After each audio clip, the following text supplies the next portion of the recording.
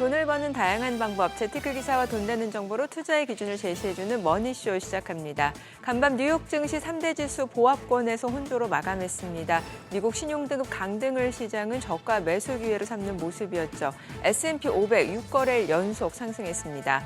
간밤 공개 발언에 나섰던 연준의 주요 인사들, 미국 경기에 대한 우려를 드러냈습니다. 트럼프 대통령이 종전과 관련해 푸틴 러시아 대통령과 통화했다는데 앞으로 상황에 주목해 보셔야 될 것 같습니다. 어제 국내 증시 양시장 모두 떨어졌습니다. 외국인과 기관이 매도 우위를 나타냈고요. 개인 투자자들 매수로 이겨내기에는 역부족이었던 것 같습니다. 하락 출발 이후 오후 들어서 낙폭이 커지면서 코스피는 2,600선대로 밀려났습니다. 다만 간밤 뉴욕 증시가 강한 회복력을 보여준 것처럼 오늘 국내 증시도 반등을 할 수 있을지 궁금한 상황입니다. 증시타임에 이어서 하우머니에서는 오늘 개장 후 국내 증시 상황에 대해서 짚어보고 주요 이슈들까지 점검해 보겠습니다.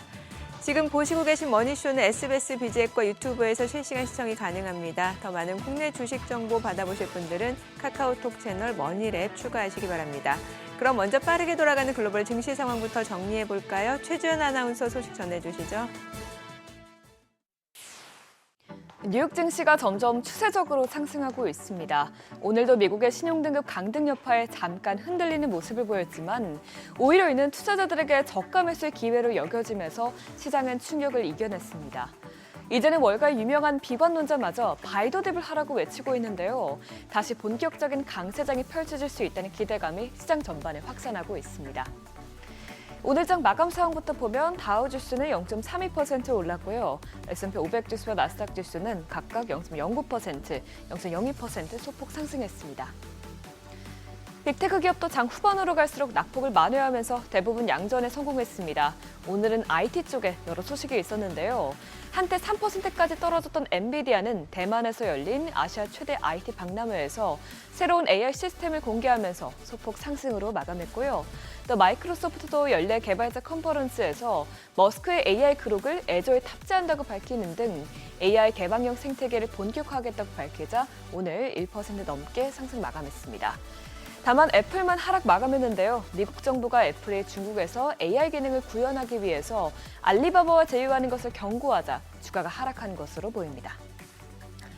테슬라는 한동안 크게 오른 후 오늘 2% 넘게 빠졌습니다. 그동안 급등한 데 따른 차익 실현과 함께 중국 샤오미에서 테슬라 모델 Y와 경쟁할 차량을 곧 공개한다는 소식이 주가를 끌어내렸습니다. 그 밖에 월마트는 트럼프 대통령의 관세 부담으로 가격 인상 계획을 하지 말라고 촉구하면서 오늘 0.12% 빠졌고요. 또 메타와 브로드컴은 상승으로 마감했습니다. 오늘 이렇게 시장의 신용등급 강등 악재에도 불구하고 잘 버텨줄 수 있었던 것은 투자자들의 매수 심리가 강하기 때문인데요. 전문가들도 이번 신용등급 하향 조정의 영향은 제한적이라면서 오히려 바이더딥을 하라고 외치고 있습니다. 펀드 스트레스의 톱니는 이미 모두가 미국의 재정 적자가 막대하다는 것은 알고 있기 때문에 이번 발표는 놀랄 일이 아니라면서 주식이 약세를 보일 경우 공격적으로 매수하라고 전망했고요. 비관론자로 알려진 모건 스탠리의 마이클 윌슨 역시 중국과의 무역 휴전으로 경기 침체 가능성이 낮아졌기 때문에 투자자들은 만일 이번 신용등급 하락으로 미국 주식이 하락한다면 매수해야 한다고 말했습니다. 다만 경제지표는 계속해서 경기 둔화를 가리키고 있는 점은 주의하긴 해야겠습니다. 향후 6개월에서 12개월 후의 경기 변화를 반영하는 이 경기 선행지수는 이번 달에도 큰 폭으로 하락한 것으로 나왔는데요. 4월 경기 선행지수는 전월 대비 1% 떨어지면서 직전 달보다 낙폭을 확대했고요. 5개월 연속 하락세를 이어갔습니다. 이에 대해서 컨퍼런스 보드 측은 이번 수치는 많은 사람들의 경기 침체를 우려했던 시기와 유사한 수준이라고 평가했는데요. 다만 6개월 하락률이 침체 신호 임계치에는 도달하지 않았기 때문에 당장 경기 침체를 예고하진 않는다고 덧붙이기도 했습니다. 장 초반만 해도 국채 수익률은 급등하면서 다시 또 셀 아메리카가 벌어지는 것 아닌가 하는 우려감이 커졌었는데 다행히 국채 금리는 장 후반으로 갈수록 점점 안정세를 되찾았습니다. 대부분의 시장 전략가들의 이번 무디스의 강등은 어느 정도 예상된 조치이기 때문에 시장에 미칠 영향이 적을 것이라고 평가했기 때문인데요. 장중 5%를 훌쩍 뛰어넘겼던 30년물 금리는 결국 4.9%까지 떨어졌고요. 10년물 금리 역시 4.55%까지 올랐다가 상승폭을 모두 줄인 채 마감했습니다. 다만 달러는 약세를 이어갔습니다. 이는 오늘 달러 대비해서 주요국 통화치가 상승한 영향인데요. 간밤 영국이 EU를 탈퇴한 지 5년여 만에 유럽연합과 관계를 재설정하기 위해서 정상회담에 나서면서 파운드화가 오르고 또 유로화가 정장 대비 1% 넘게 오르면서 반대로 달러가 하방 압력을 받은 영향입니다. 이에 오늘 달러 인덱스는 0.71% 빠지면서 100.37에서 마감됐습니다. 반면에 이렇게 달러가 다시 약세를 기조를 보이자 금은 큰 폭으로 올랐습니다. 여기에 미국의 신용등급 강등 소식과 더불어서 이스라엘군이 가자 지구에서 대대적인 지상작전을 개시하면서 지정학적인 불확실성이 커진 것도 안전자산의 금 가격을 끌어올렸는데요.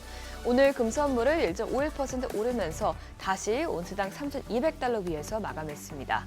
또 이런 가운데 유가는 보합권에서 마감했습니다. 장 초반 큰 폭으로 하락하던 유가는 미국과 이란의 핵 협상과 우크라이나 종전 협상을 주시하면서 소폭 상승세를 보였는데요. 결국 WTI와 브렌트유는 각각 0.32%, 0.15% 오른 채 마감했습니다. 굿모닝 마켓이었습니다.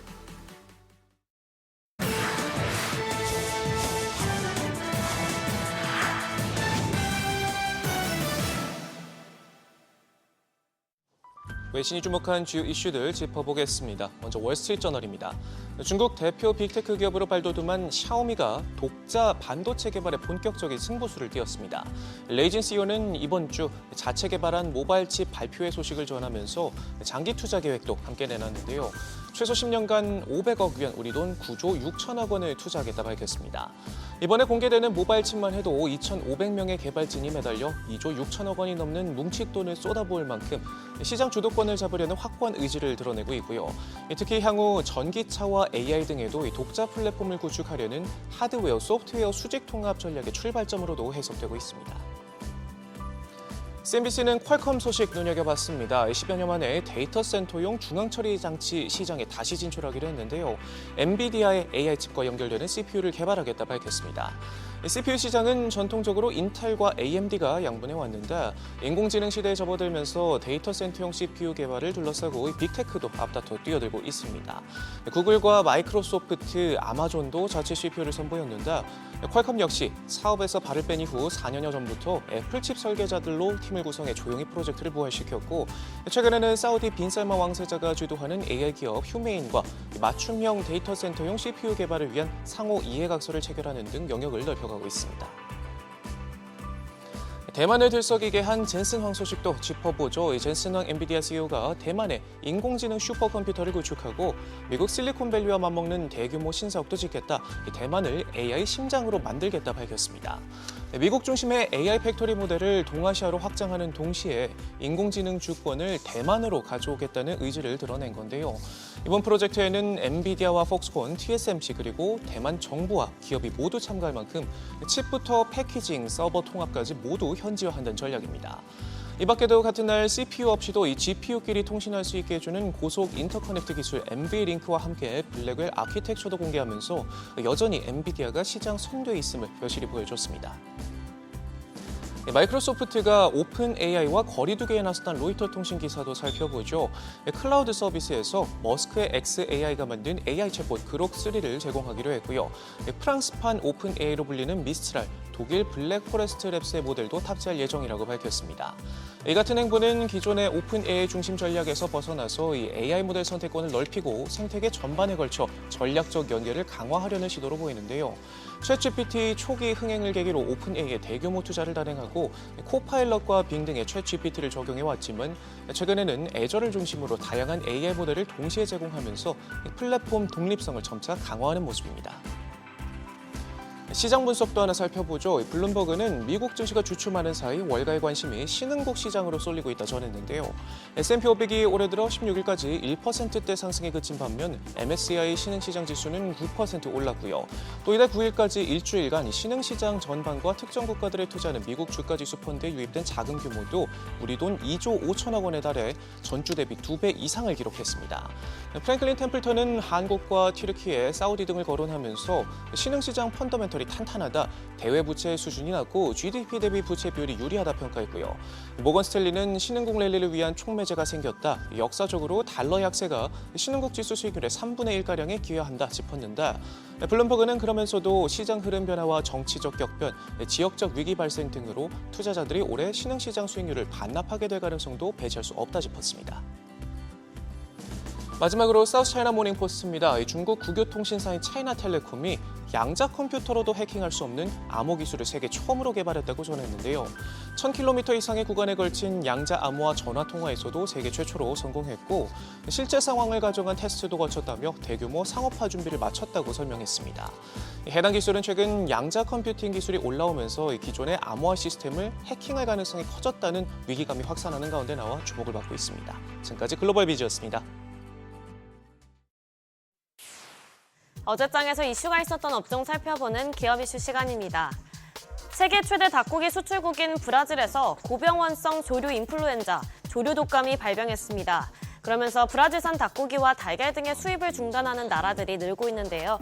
앞서 우리나라도 지난 17일 브라질 가금류 수입을 중단하겠다고 밝히면서 국내 6개 업체들이 반사이익을 얻을 거란 기대감이 커지자 어제 관련주가 날아올랐습니다. 브라질은 미국에 이은 닭고기 2위 생산국이자 세계 최대 닭고기 수출국으로 상업용 양계시설에서 조류 독감이 발견된 건 이번이 처음인데요. 우리나라는 지난해 닭고기 수입의 88%를 브라질에 의존했고 냉동 닭고기 수입을 거의 대부분 브라질로부터 하는 만큼 부족한 물량을 우리나라 기업들이나 다른 대체 수입처를 통해 채울 것으로 보입니다. 다만 수입 금지 조치가 장기화한다면 가공식품 업체를 중심으로 국내산의 수요가 몰려서 연쇄적으로 공급망에 부담을 줄 수 있다는 우려도 나오고 있습니다. 마감 상황 보면 마니커와 체리브로 모두 상한가 기록했고요. 하림 20.21%, 동우팜투 테이블 12.7% 뛰었고 마니커 FNG도 12% 넘게 시세 분출했습니다. 최근 홍콩 등 중화권을 중심으로 다시 코로나19 바이러스가 재확산하고 있습니다. 홍콩의 보건당국과 언론 보도 등에 따르면 최근 한 달간 홍콩에서 코로나19 관련 사망자가 30명가량 나왔고 또 코로나19 확진 비율은 1년 만에 최고치인 13.66%로 증가했으며 중국 본토에서도 양성률이 높아지고 있는데요. 이에 따라 국내에 바이러스가 유입되거나 혹은 확산할 수 있다는 우려가 제기되면서 어제 관련주가 급등했습니다. 한편 우리나라 질병관리청은 국내에선 아직 코로나19 유행 관련한 특이 동향은 없다고 밝혔는데요. 또 현재 국내에서 접종 중인 코로나19 백신이 중화권에서 유행하는 변이 바이러스에 효과가 있다고도 언급했습니다. 마감 상황 보면 수젠텍 상한가 기록했고요. 랩지노믹스도 19% 가까이 뛰었고 휴마시스 13.63%, 진 매트리스 9.55% 뛰었고 엑세스바이오도 7% 넘게 상승 마감했습니다. 지난 일요일 대선 후보 4명의 첫 TV 토론이 있었는데요. 후보들은 민생 경제 활성화 방안과 트럼프 대통령 통상 대응 전략 등을 주제로 치열하게 토론했습니다. 이런 가운데 에너지 정책 관련해서 이재명 더불어민주당 대선 후보가 원자력 발전보단 신재생 에너지를 중심으로 하겠다고 언급하면서 관련주가 날아올랐습니다. 구체적으로 이 후보는 토론에서 재생에너지 관련 산업을 신속하게 대대적으로 키워야 한다며 원전을 활용은 하되 너무 과하지 않게 재생에너지 중심 사회로 전환해 가자고 말했는데요. 앞서 이 후보는 영호남과 동해안 지역에 대규모 태양광과 해상풍력 발전소를 세우고 재생에너지를 주요 산업지대로 보내는 에너지 고속도로를 건설하겠다는 공약을 제시한 바 있습니다. 증권가에서도 국내 해상풍력 시장이 성장할 거란 전망이 제기되는데요. 국내 해상풍력 시장이 차기 정부 5년간 중국을 제외하고 아시아 최대 시장으로 성장할 가능성이 높다고 분석했습니다. 마감 상황 보면 대명에너지와 CN플러스 모두 상한가 기록했고요. SK이터닉스 13% 넘게 시세 분출했고 또 SK오션플랜트와 태웅 모두 3% 넘게 상승으로 마감했습니다. 마지막으로 지난주 무서운 상승세를 보였던 로봇주가 어제 차익 실현 매물이 나오면서 약세 보였습니다. 그러나 관련 호재들이 많이 전해졌는데요. 먼저 세계 최고 수준의 휴머노이드 로봇인 아메카가 서울 코엑스에서 열리는 마스 2025에서 국내 최초로 공개됩니다. 아메카는 영국의 로봇 전문 기업 엔지니어드 아츠가 개발한 세계 최고 수준의 휴머노이드 로봇인데요. 특히 다양한 언어를 구사하며 인간과의 즉흥적인 대화는 물론 감정 표현과 유머 구사 등 인간다운 상호작용이 뛰어나다는 평가를 받습니다. 이 소식에 관련 사업에 대한 기대감이 커지는 가운데 어제 워닉홀딩스의 자회사 워닉 로보틱스의 5세대 로봇손 알레그로 핸드 V5가 유럽연합의 통합규격 인증 마크인 CE 인증을 획득했다는 소식도 전해졌는데요. 이번 결과로 제품의 기술 신뢰성과 품질 경쟁력이 국제적으로 인정받았음이 드러나면서 어제 약세 흐름에도 워닉홀딩스는 16% 가까이 급등하기도 했습니다. 마감 상황 보면 나우로보틱스 10% 넘게 빠졌고요. 레인보우 로보틱스와 오늘이엠 모두 8% 넘게 빠졌고 TXR 로보틱스도 7% 하락했고요. 로보스타 5.95% 약세로 마감했습니다. 지금까지 어제장 이슈 전해드렸습니다.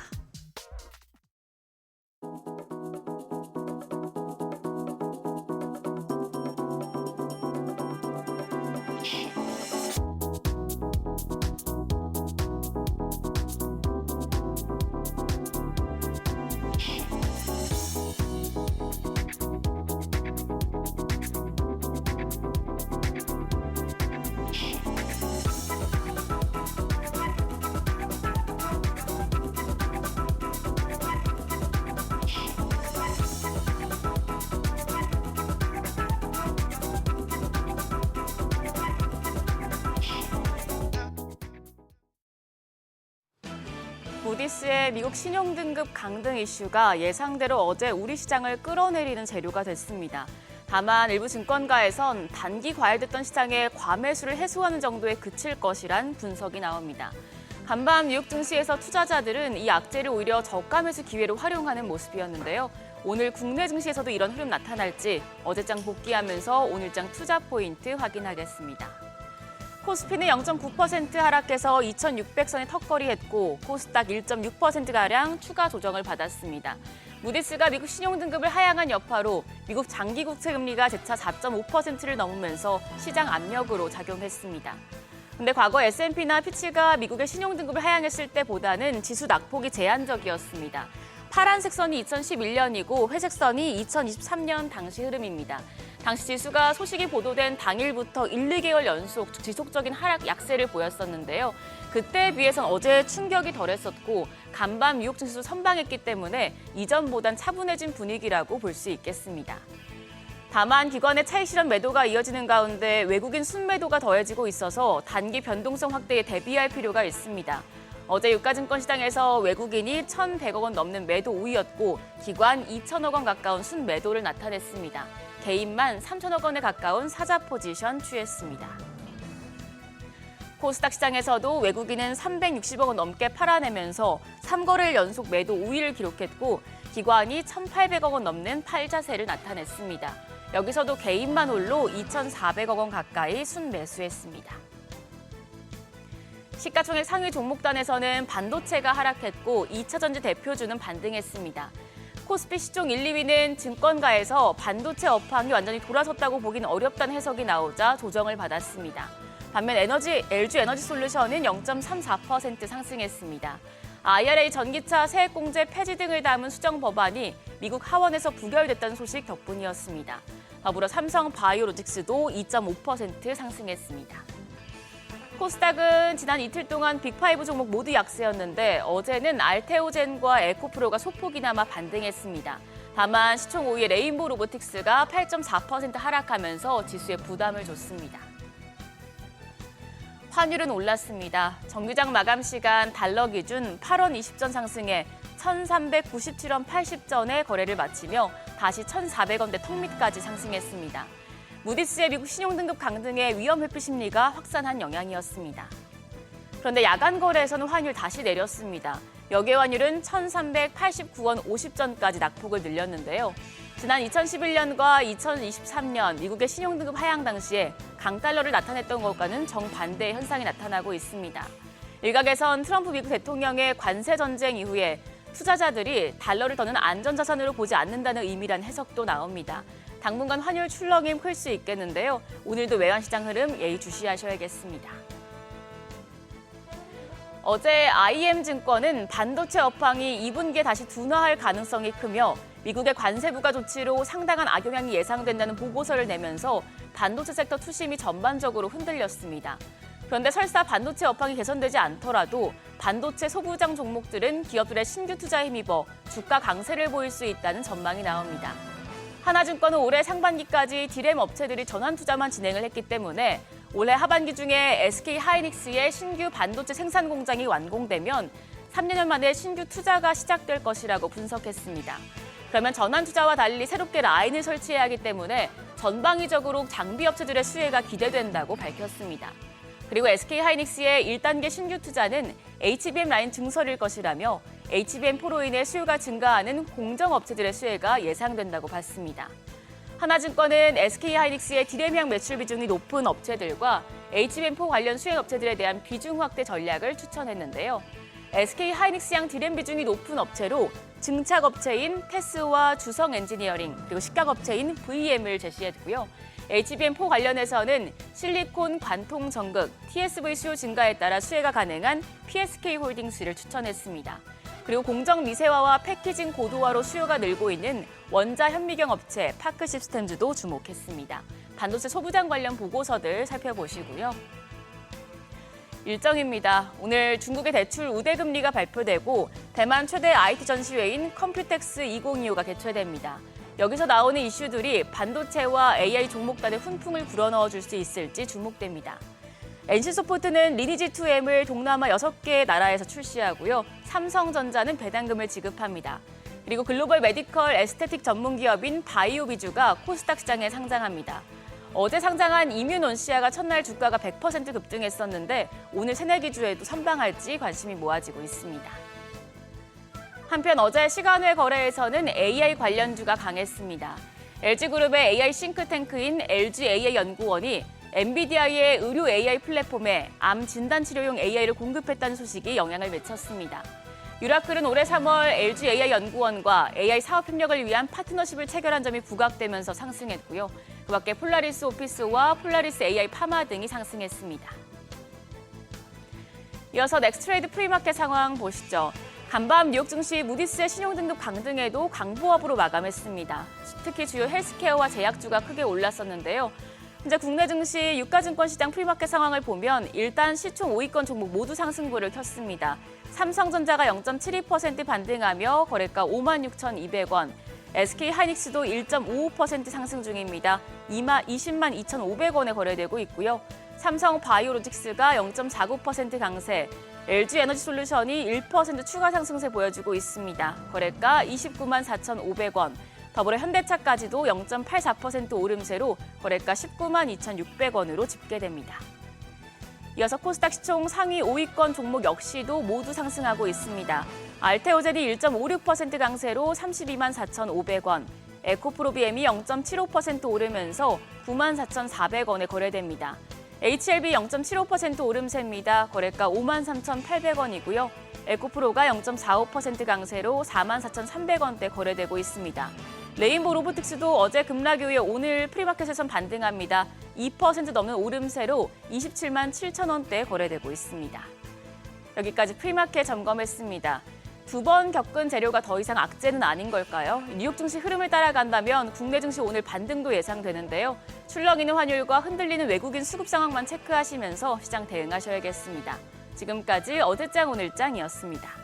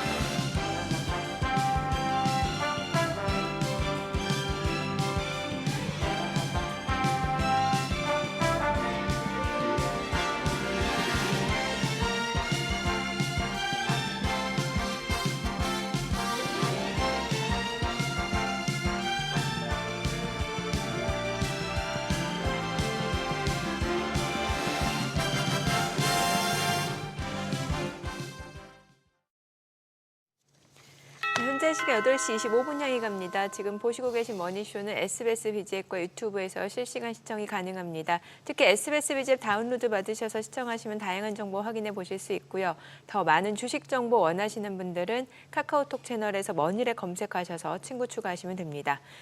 무디스 국가 신용등급 미국의 국가신용등급 강등 이슈. 어제 국내 증시에는 좀 많은 영향을 줬던 것 같은데 간밤 뉴욕 증시 보니까 미국 현지 시간으로 오후 12시 30분까지 개인 투자자들이 매수한 금액이 41억 달러. 이게 역대 사상 최대 규모였대요. 미국에서. 네, 그러니까 이게 개인 투자들이 그만큼 저가 매수에 나섰다라는 거예요. 예. 우리 서울이나 미국이나 네. 결국 증시 살린 거는 개인 개인들이. 투자자. 네, 그러니까 뭐 극적으로 보합거래에서 마무리가 됐잖아요. 네, 예. 뭐 그렇다면 개인들이 진짜 어제 같은 경우는 잘 판단한 거네요. 국채 수익률의 흐름이 진짜 극적이었지 않습니까? 네. 그야말로 뭐 10년물 4.5, 30년물 5%로 훌쩍 올라섰다가 그게 이제 쭉 흘러내리는 정도까지 왔으니까, 야, 진짜 시장 알다가도 모를 일인데 이거 지금 여기서 이거 믿고 진짜 한번 고를 외쳐도 되는 건지 오늘 한번 점검해 보시죠. 한번. 그러니까 이게 뭔가 장기물 국채 수익률이 얼마나 가팔라질 수 있는지 혹은 아니면 이대로 네. 그냥 다시 좀 하향 안정화되는지 예. 이게 굉장히 중요한 포인트잖아요. 중요한 포인트가 된 것 같아요. 예, 그런 만큼 여러 가지 저희가 좀 체크를 해봐야 될 것 같습니다. 오늘 특별한 분 모셨어요. 이코노미스트 김한진 박사님 함께합니다. 어서 오세요. 어서 오십시오, 박사님. 안녕하십니까. 우리 정권가의 영원한 이코노미스트, 영원한 센터장님. 감사합니다. 뭐 우리 또 이렇게 시청자분들께서도 이렇게 이런저런 경제 채널, 뭐 유튜브 많이 보셨으면 아시겠지만 저한테는 또 신영 정권의 사부셨습니다. 첫 직장이었는데 김한진 대리 시절, 리즈 시절에. 거의 입사 동기로 기억하는데 왜 그러십니까? 아니 박사님 진짜 잘 나와주신 게 지금 이제 뭐 어느 업종 어떤 종목 갈까요? 이거보다도 이제 조금은 이제 시장이 한 차례 출렁거림을 겪었습니다. 금년 들어서 관세로 인한 어떤 충격, 그걸 거의 뭐 되돌린 상황에서 이제 여기서 진짜 그러면은 전 고점도 열고 역사적 고점도 열면서 계속해서 랠리를 펼칠 것인가, 아니면 우리가 한번 이렇게 4월에 겪었던 이것이 앞으로 다가올 어떤 시장의 어떤 전조인가, 이런 어떤 좀 판단이 필요한데요. 네, 기술적으로도 뭐 V자 반등을 미국 네. 시장이 보였기 때문에 조금 뭐 기술적 저항선에 지금 뭐 부딪히고 있다고 할까요? 네.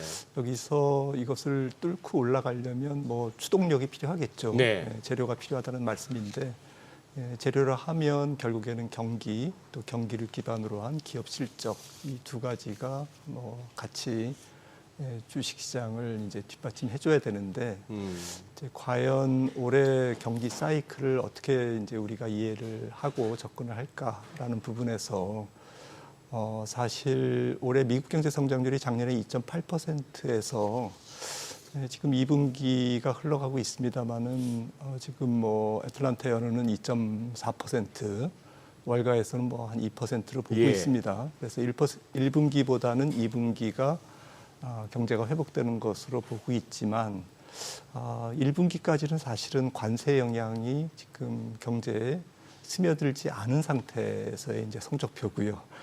결국에는 이제 하반기가 진 게임인데, 본 게임인데, 제 생각에는 하반기 경기가 조금 급냉할 가능성이 있습니다. 현재 관세율이 좀 관세 협상이 잘 부드럽게 진행되더라도, 예. 그러니까 7월까지 지금 주요국에 대한 관세율 조금 합의가 일어나고, 중국도 90일 유예됐으니까 이제 8월 15일이지 않습니까? 8월 중순을 지나서 하반기에 조금 30% 미만에서 네. 관세율이 조금 잡히고, 그렇다 하더라도 올해 경제 성장률은 제 생각에는 1%대 초반대에 머물 것 같아요. 그러니까 작년보다는 올해 경제는 조금 안 좋은 상황이고, 그런 관점에서 유추해 봤을 때 물가 상승과 수요 둔화를 조금 고려해 봤을 때 미국의 S&P 500의 EPS는 연초 작년만 해도 올해 EPS를 한 270원 정도, 270달러 네. 이상으로 봤거든요. 작년이 한 250달러가 조금 안 됐는데 거의 한 10% 올해 작년보다 EPS 증가율이 나올 것이다라고 하는 예측이 계속 후퇴되면서 지금 시점에서는 거의 뭐 작년과 작년에서 약간 뭐 조금 증가활동 말동한 이제 그렇게 조금 꼬리를 내렸습니다. 기업 실적에 대한 모멘텀이 센티먼트가 상당히 둔화되었다는 말씀이고요. 그렇다면 경기 둔화, 기업 실적에 뭐 좀 고만고만한 혹은 뭐 잘 그냥 근근히 버티는 그런 정도의 분위기를 대입했을 때 S&P 500 PER 22배는 싼 게 아니다라는 거죠. 그래서 지금 시점에서는 올해 시장을 뭐 뺏을 길게 잡고 한번 노려보는 그런 장세는 아닌 것 같고요. 제가 볼 때는 매크로 입장에서는. 네. 그리고 조금 손실을 올해는 조금 안 보는 게 중요하다. 그것보다는 방향성은 없고 변동성만 큰 장이 아닐까라고 생각을 합니다. 방향성보다도 변동성이 큰 장. 네. 아니 근데 이제 거시적인 측면을 두루두루 이제 짚어주시겠지만 당장 어제 미국 장의 흐름은 어떻게 보십니까? 뭐 채권 시장까지 엮어서 보실 때 무디스 충격을 갖다가 처음에는 의식하는 듯 했습니다만. 네, 사실 뭐 다 아시겠지만 2011년에 S&P가 처음으로 이제 등급을 최고 등급 프라임 네. 등급에서 그 한 단계 내렸을 때는 S&P 500이 하루에 6.7% 떨어졌지 않습니까?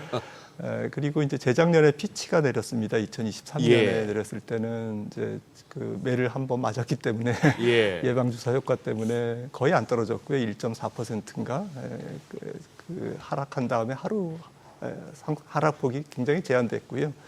어제는 이제 말씀 주셨듯이 빠져서 시작했다가 다 회복했습니다. 네, 네. 그래서 이제 시장은 뭐 이걸 그렇게 크게 의미를 부여하고 있지 않다. 왜냐하면은 뭐 피치나 S&P 500이 미리 예. 미국의 최고 등급을 지금 박탈했기 때문에 네. 무디스는 키 맞추기였지 않습니까? 아주 뒤늦게 그것도. 예. 그래서 뭐 새삼스러울 게 없습니다. 그러니까 만약에 관세가 없고 공화당의 예산안이 지금 문제가 안 된다면 시장은 뭐 아무것도 그냥 뭐 코웃음 쳤겠죠. 물론 이제 어제 코웃음 쳤습니다.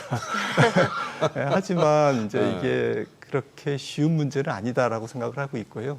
그러니까 팩트 자체는 뭐 무디스가 등급을 한 등급 내렸다라는 거는 이제 큰 의미를 부여할 필요가 없다라고 생각을 하는데. 그렇다면 박사님, 정민 앵커가 아까 네. 소개했던 것처럼 역대급으로 어제 개인 투자자들이 뉴욕 증시에서 개인 투자자들이 주식을 매수해서 이렇게 완전 돌려 세웠다 하면은 역으로 보면은 그 수많은 기관 투자자들, 헤지 펀드들 할 것 없이 이 사람들은 오히려 쫄보였네요. 그냥 쫄았다는 얘기네요. 무디스 거기에 처음에 막 집어 던졌지 않습니까?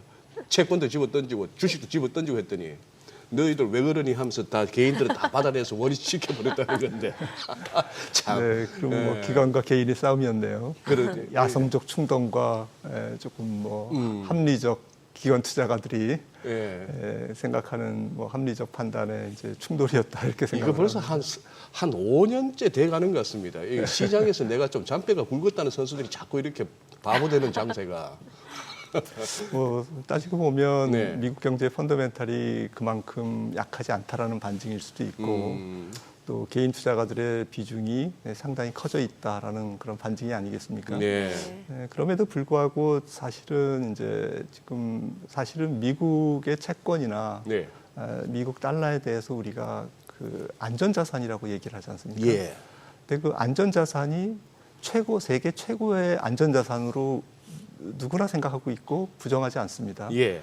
그런데 그런 미국의 신용 등급이 3대 신형사 모두 최고 등급이 아니다라는 것은 우리가 한번 곱씹어볼 필요가 있다라는 거죠. 네. 그러니까 사실 이거는 뭐 당장 미국 증시, 미국 채권, 미국 주식에 영향을 미치는 변수는 아니라 할지라도 네.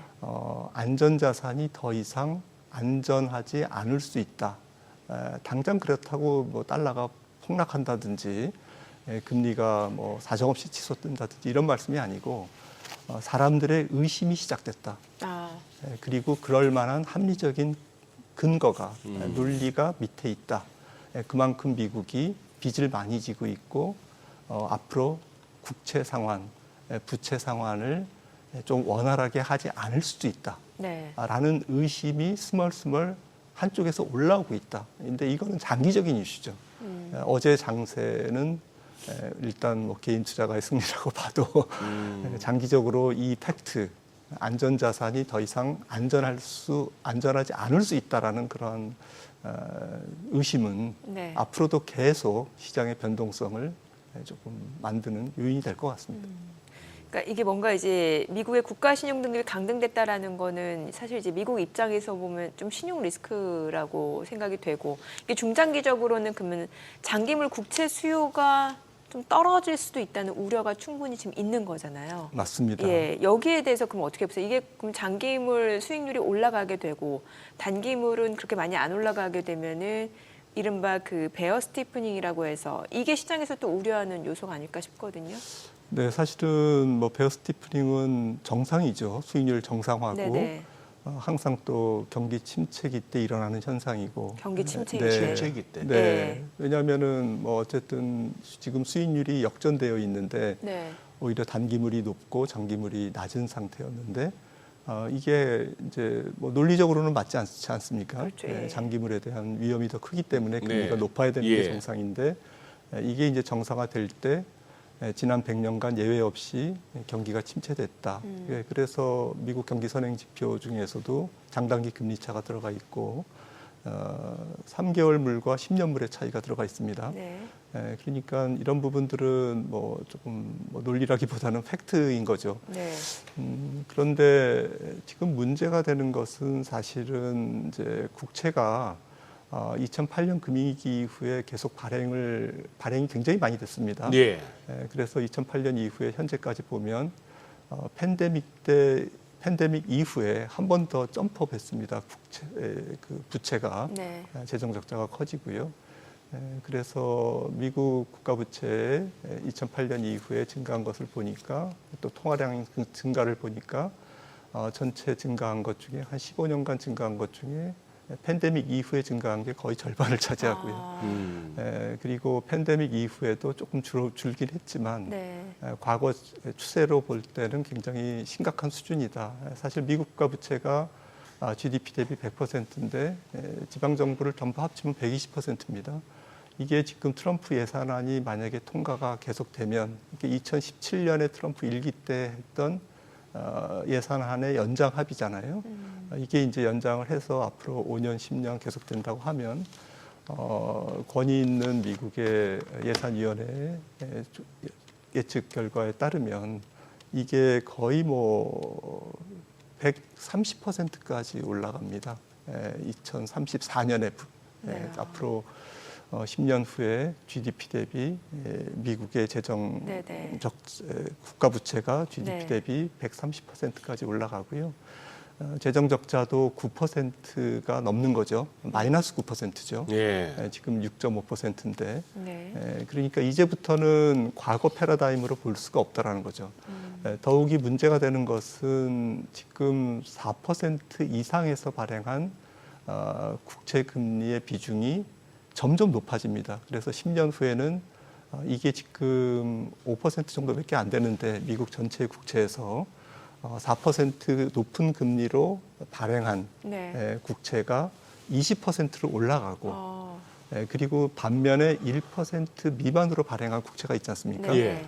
이게 뭐 팬데믹 때라든지 그 전에는 0%였잖아요. 거의 국채 금리가 0%, 1%대였잖아요.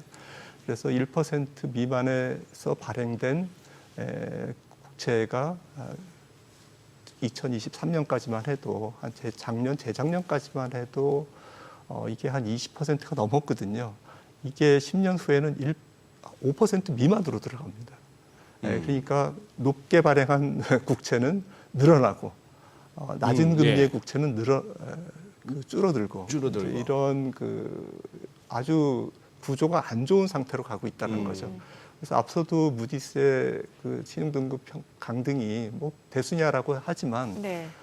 이게 과거에 2011년이나 2023년에 S&P나 피치가 인하할 때하고는 지금은 상황이 달라졌다는 거죠. 거기다가 플러스 지금은 트럼프의 미친 관세가 지금 있습니다. 네. 이 미친 관세가 인플레이션의 압력으로 작용할 거는 뻔한데 제가 계산한 바로는 하반기에 미국의 근원 물가가 아마도 0.5%포인트는 올라갈 것 같습니다. 관세로 인해서. 그럼 그 말씀은 뭐냐면은 하반기에 경기는 작년보다 낮아지지만 성장률은 낮아지지만 금리는 잘 낮아지지 않는다라는 말씀인 거죠. 네. 그래서 만약에 올해 미국 경제 성장률이 뭐 한 1.3%다 이러면 10년물이 한 2.5% 가는 게 맞아요. 예. 하지만 이게 1.3% 성장률에도 국채 금리가 여전히 4% 이상이라면 이거는 마켓에 굉장한 짐이 되는 거죠. 그렇죠. 박사님께서 지금 말씀하시면서 트럼프의 관세 정책이 아니고 미친 관세. 미친 관세라고 이제 두 차례나 말씀하시는데 이게 이제 하나의 용어가 될 것 같습니다. 트럼프 대통령이 잘하는 게 그건데 항상 조 바이든을 갖다가 슬리피조 뭐 이런 식으로 아니면 뭐 그런 식으로 하는데 미친 크레이지 내지는 인세인 테리프 비이성적. 그렇다면 거기서 조금만 더 박사님 보시기에 요 세상을 갖다가 자꾸 걱정스럽게 하고 시장을 자꾸 뒤흔들고 있는 이 관세 정책 지금까지는 보니까 좀 막 일단 집어 던져놓고 협상 테이블로 끌어내고 그렇게 해서 한 번씩 시장이 예상했던 이상으로 또 개선된 어떤 결과물을 내고 뭐 이런 식으로 하는데요. 지금 일각에서는 그것까지도 얘기합니다. 월마트 보고 관세 너희가 흡수해 하는 이것도 보니 그렇다면은 저 정도까지 얘기하는 거 보니 관세 갖고 길게 끌지는 않을 모양이다. 뭐 이런 어떤 예상도 하는 거죠. 그러니 저 정도까지 얘기할 수 있는 거 아니냐. 저 사람이 제정신이 아니라면은 뭐 이런 식인데 관세 어떤 부분이 그동안 불만이셨고 앞으로 어떻게 전개될 거로 보십니까?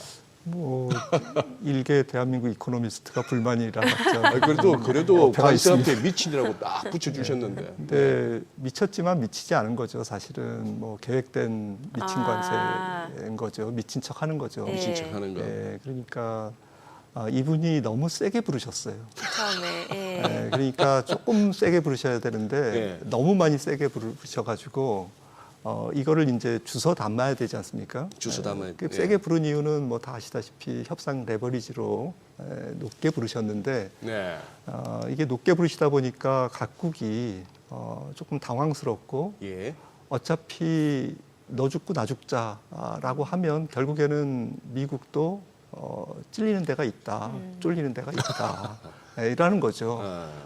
그 대표적인 국가가 중국이고요.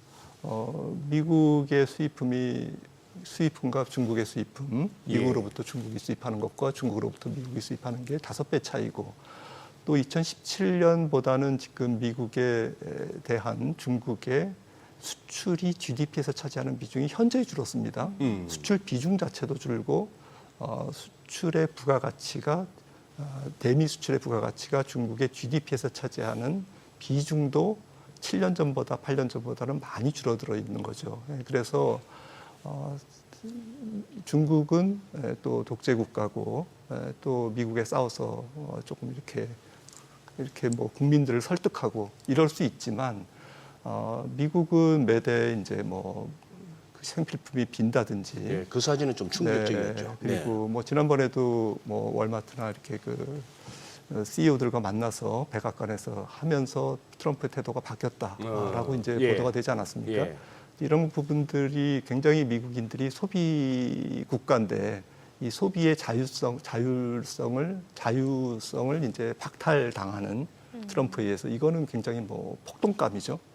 이런 부분에서 이제 트럼프의 이제 관세 정책이 조금 바빠진 거고요.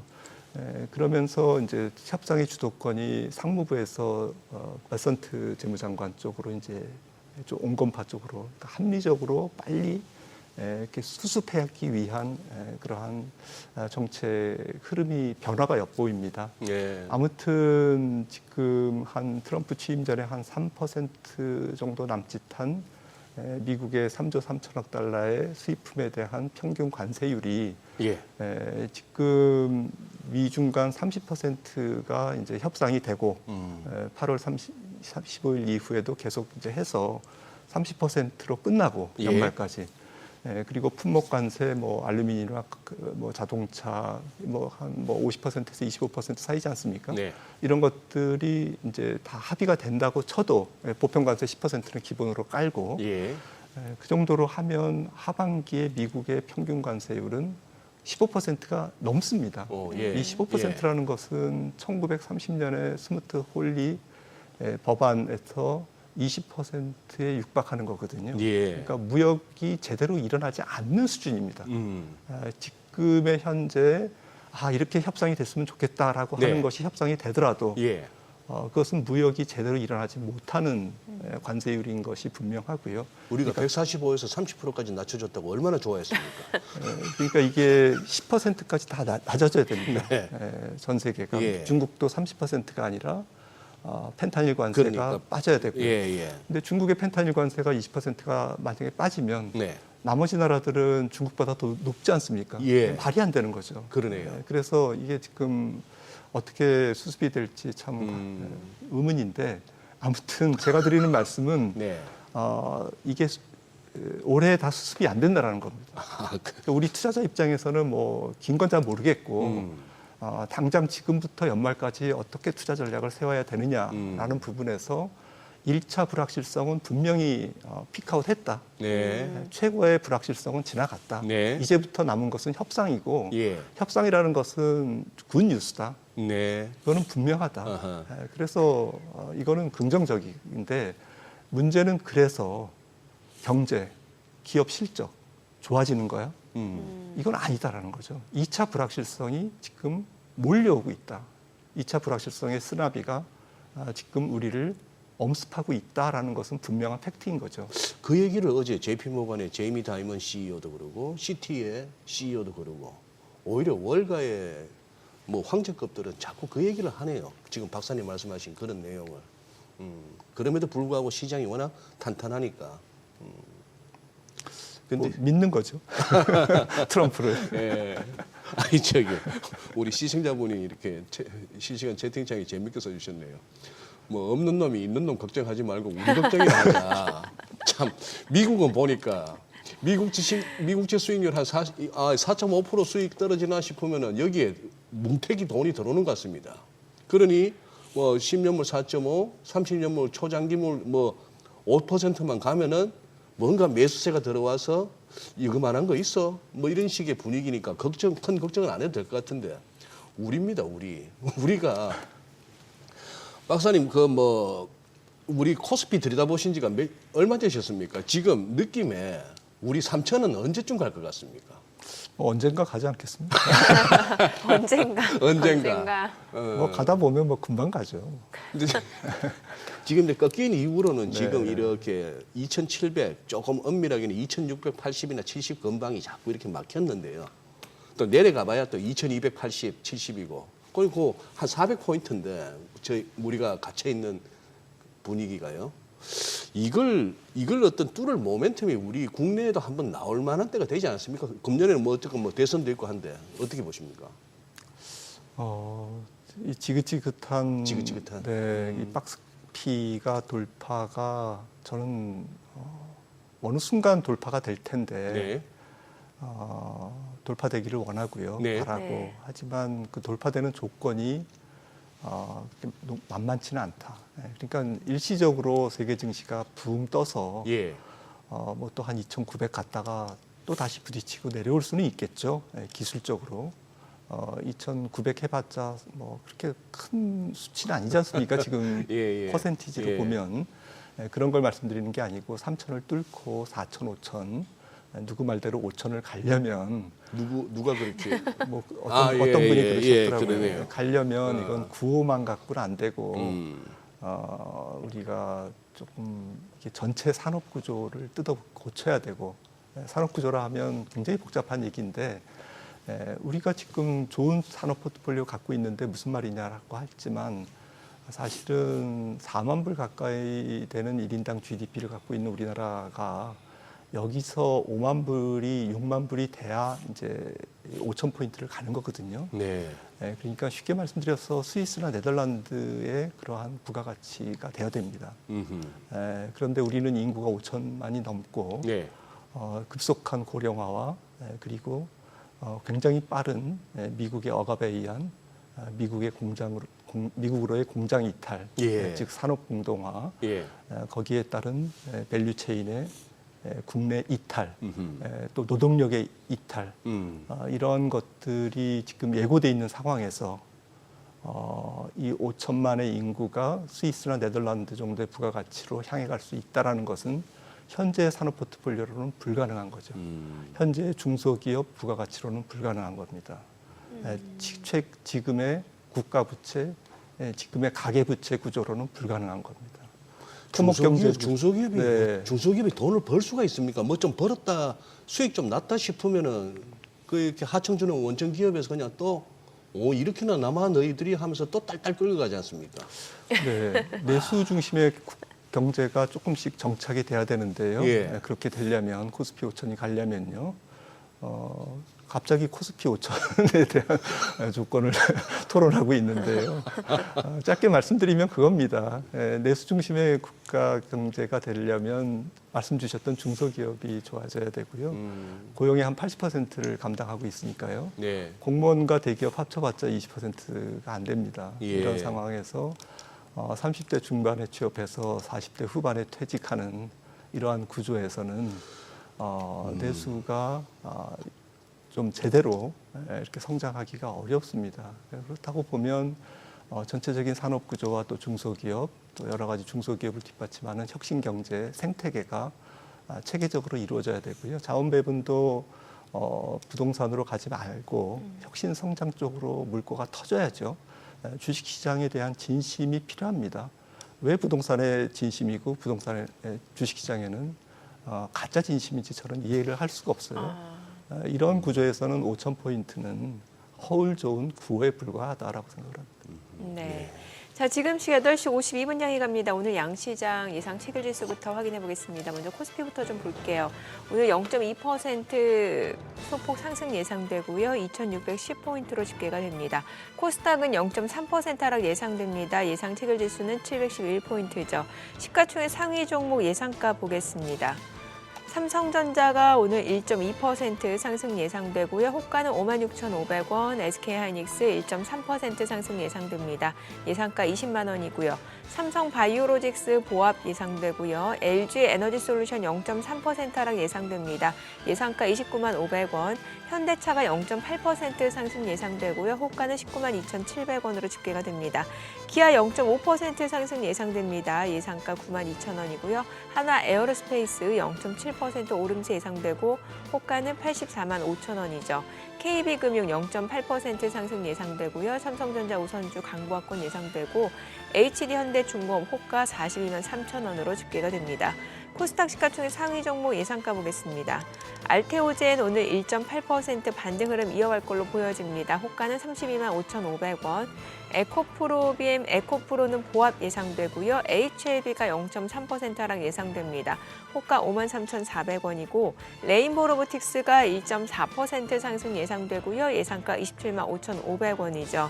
휴젤은 0.4%가량 하락 출발 예상됩니다. 호가가 33만 9천 원이고 펩트론이 1% 상승 예상되죠. 예상가 19만 5,600원. 파마리서치 보합 예상되고요. 클래시스 그리고 리가캠바이오, 클래시스는 보합 예상되고 리가캠바이오가 1.3% 상승 예상됩니다. 호가는 10만 1,300원으로 집계가 됩니다. 이제 개장까지 6분가량 남았는데요. 오늘 양시장 일단은 코스피가 지금 상승 출발 예상되고 코스닥은 보합권이네요. 진짜 국내 증시도 보면 최근에 변동성이 굉장히 커요. 어제 오전만 하더라도 글쎄요 이렇게 좀 많이 시장이 빠질까 싶었는데 오후 들어서 예, 보니까 그러니까. 많이 떨어지더라고요. 예.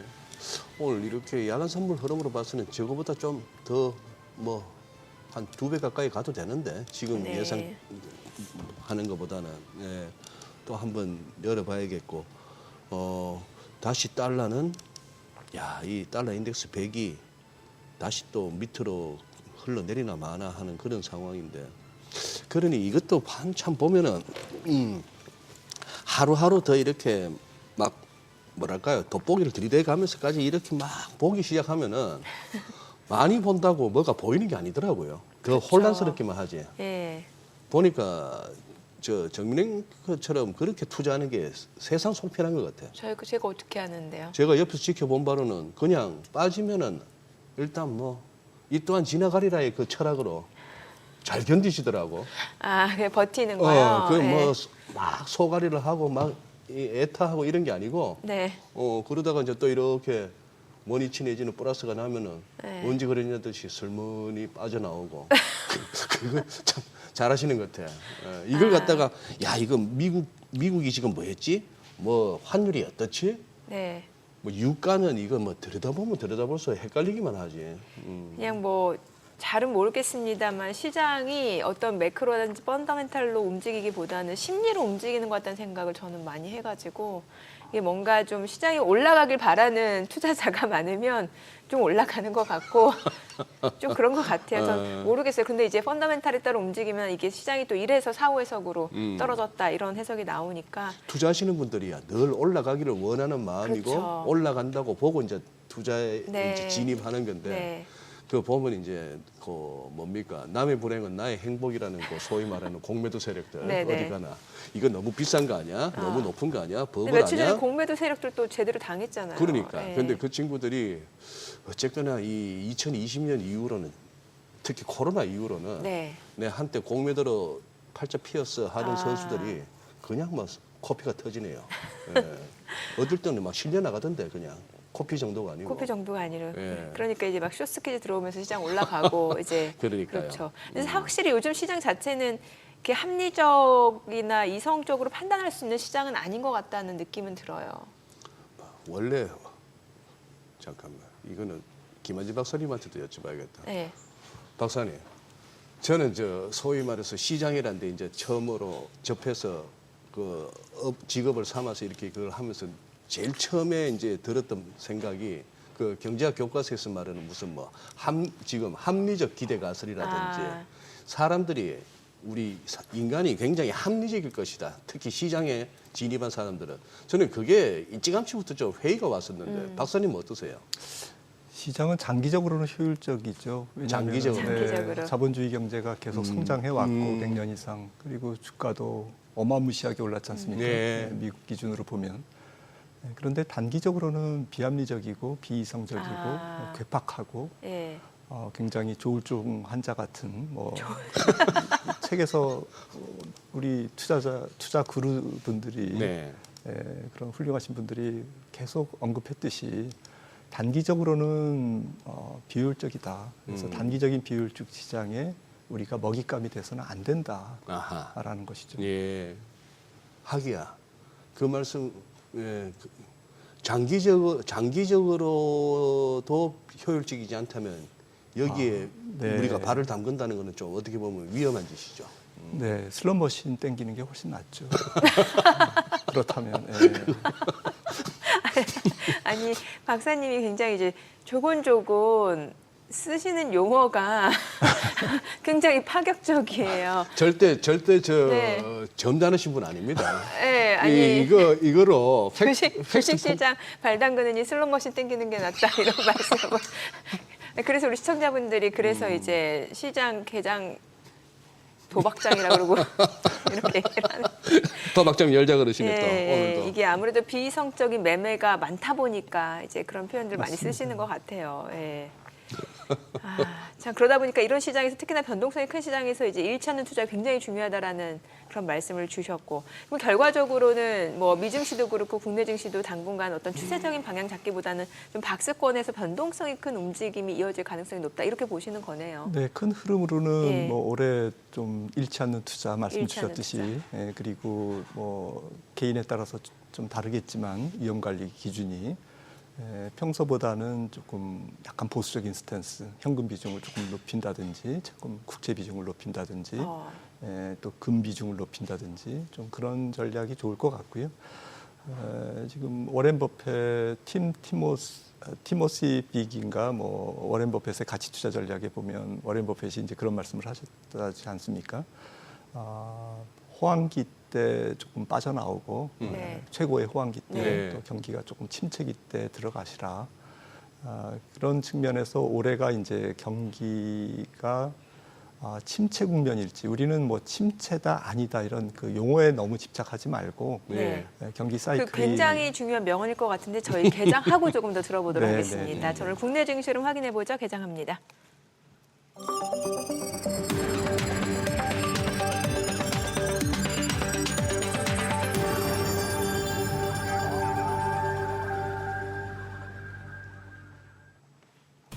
네, 5월 20일 화요일 국내 증시 개장했습니다. 간밤 뉴욕 증시 사실 출발 자체는 좀 하락하는 모습이었는데요. 일단 저가 매수세가 좀 빠르게 유입되면서 보합권에서 마무리가 됐습니다. 낙폭을 빠르게 줄여내는 모습이었습니다. 장기물 국채 수익률도 뭐 가파르게 올라갔다가 조금 안정되는 듯한 모습이었고 무디스의 신용등급 강등 소식, 미증시에는 아직까지는 큰 영향을 주지 않는 모습이었던 것 같습니다. 일단 어제 국내 증시가 오후 들어서 좀 먼저 매를 맞는 상황이었는데 오늘은 과연 반등을 보여줄 수 있을지 기대가 컸었죠. 오늘 양시장 출발지수 보겠습니다.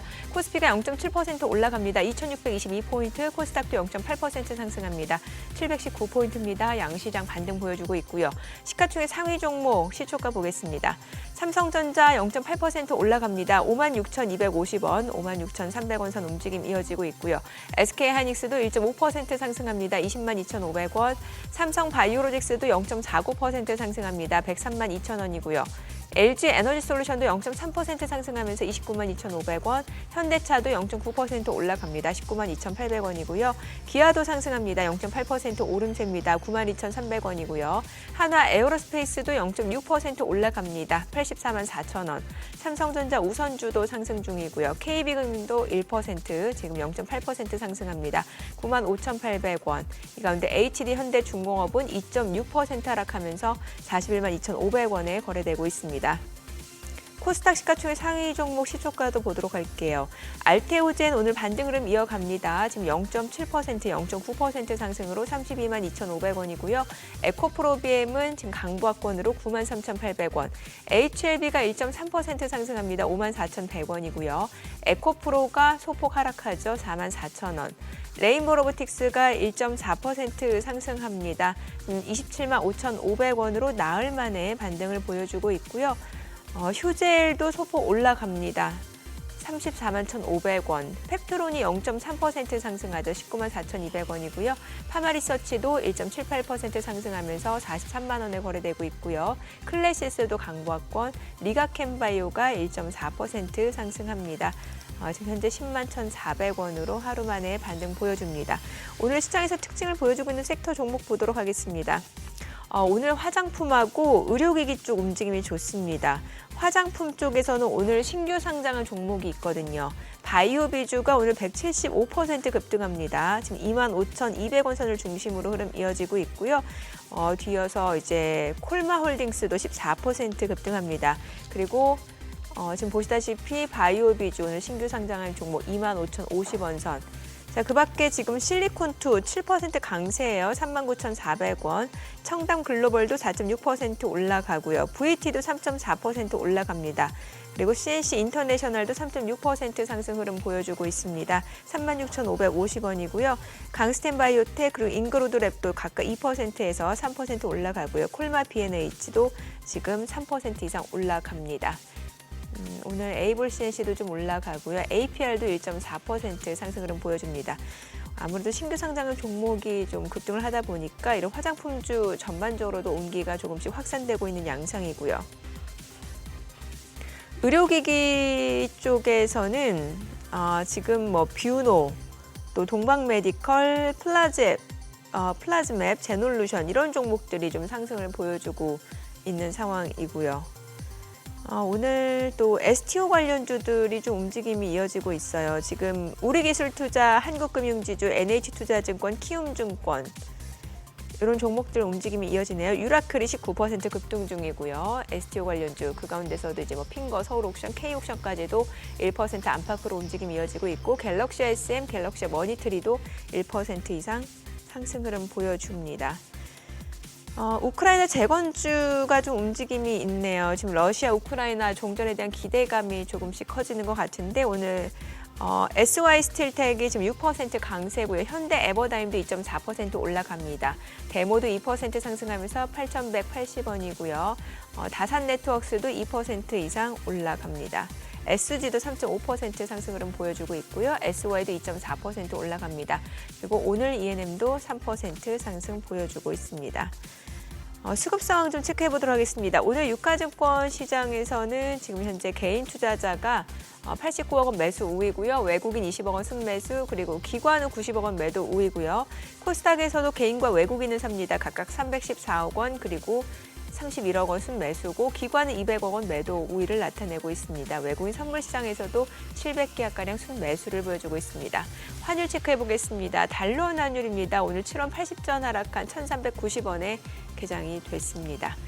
자, 그래도 일단 오늘 시장이 반등을 보여주는데 이제 오후까지도 이러한 상승세, 반등 흐름 폭이 좀 유지가 되면 좋겠네요. 예. 예, 그러니까요. 야, 이게 지금 혹시나 싶어서 한번 확인해 보니까 네. 그 미국의 그 Fear and Greed 공포와 탐욕 지수, 예, 피어앤그리드. 예, 한 달 전에 19고 오늘은 70. 이제 탐욕 단계로 왔는데 뭐 탐욕 단계 들었다고. 그러니까 과매수 구간이라는 거예요. 예, 그런다고 뭐 경험적으로 보면 여기서 벌써 탐욕 구간이야 하면서 나올 건 아니더라고요. 이게 또 익스트림까지 가더라고요. 네. 극단적 탐욕까지. 예. 뭐 그런 식으로 해서 마지막까지 뽑아 먹겠다 하는 그게 또 한번 들어줘야 또 단기 피크 나올 건데 지금은 뭐 그렇게 잘 가고 있네요. 빨리 아까 하시던 말씀 듣고 또 환율도 그러게 앞서 여쭤봐야 굉장히 되니까. 중요한 말씀 주셨는데 아닙니다. 예. 더 듣고 싶어요, 그 내용이요. 결국엔 이제 경기 사이클이 뭐 어제까지 침체고 오늘부터 호황이고 이러진 않지 네. 않습니까? 네, 네. 경기라는 게 뭐 예. 이제 좀 이렇게 흐름으로 가는데 지금은 이제 작년에 경기 정점을 전 세계가 찍고 올해는 이제 둔화되는 국면이고요. 네. 통상 경기 침체 기간은 짧습니다. 경기 둔화 기간은 경기 확장 기간에 비해서 짧기 때문에 너무 공포감으로 우리가 이거를 대할 필요는 없지만 예. 2025년 지금부터 연말까지를 조금 봤을 때는 예. 경기 사이클이 둔화 기간이다. 그러면 언제 그 경기에 대한 공포심, 영원히 경기가 망가질 것 같은 불안감, 이게 극대화될 거냐, 이거를 노리는 게 중요할 것 같고요. 예. 노린다라는 게 그때는 사야죠. 진입을 해야 된다. 네, 그 워렌 버핏 얘기대로 예. 불황의 저점에서 최저점에서 우리가 적극적으로 사는 그러한 전략을 취해야 되는데 지금은 이제 그 중간이죠. 정점에서 불황 쪽으로 가는 이제 그 언저리인데 그 남아 있는 불황이 어느 정도의 불황인지 성장률로 말씀드리면 뭐 미국이 오히려 역성장을 할지 하반기에 내지는 뭐 잘 방어할지. 근데 잘 방어하더라도 작년 2.8% 성장률을 그거를 뛰어넘기는 어렵고 또 중요한 거는 사실은 투자자 관점에서는 실전적으로는 이 경기 자체보다는 센티먼트거든요. 예. 기업 실적도 예상한 것보다 나쁘면 주가가 빠지지 않습니까? 예. 좋음에도 불구하고 예. 실적 좋았는데 가이던스가 나쁘다고 앙탈 부리는 게 주식시장이지 않습니까?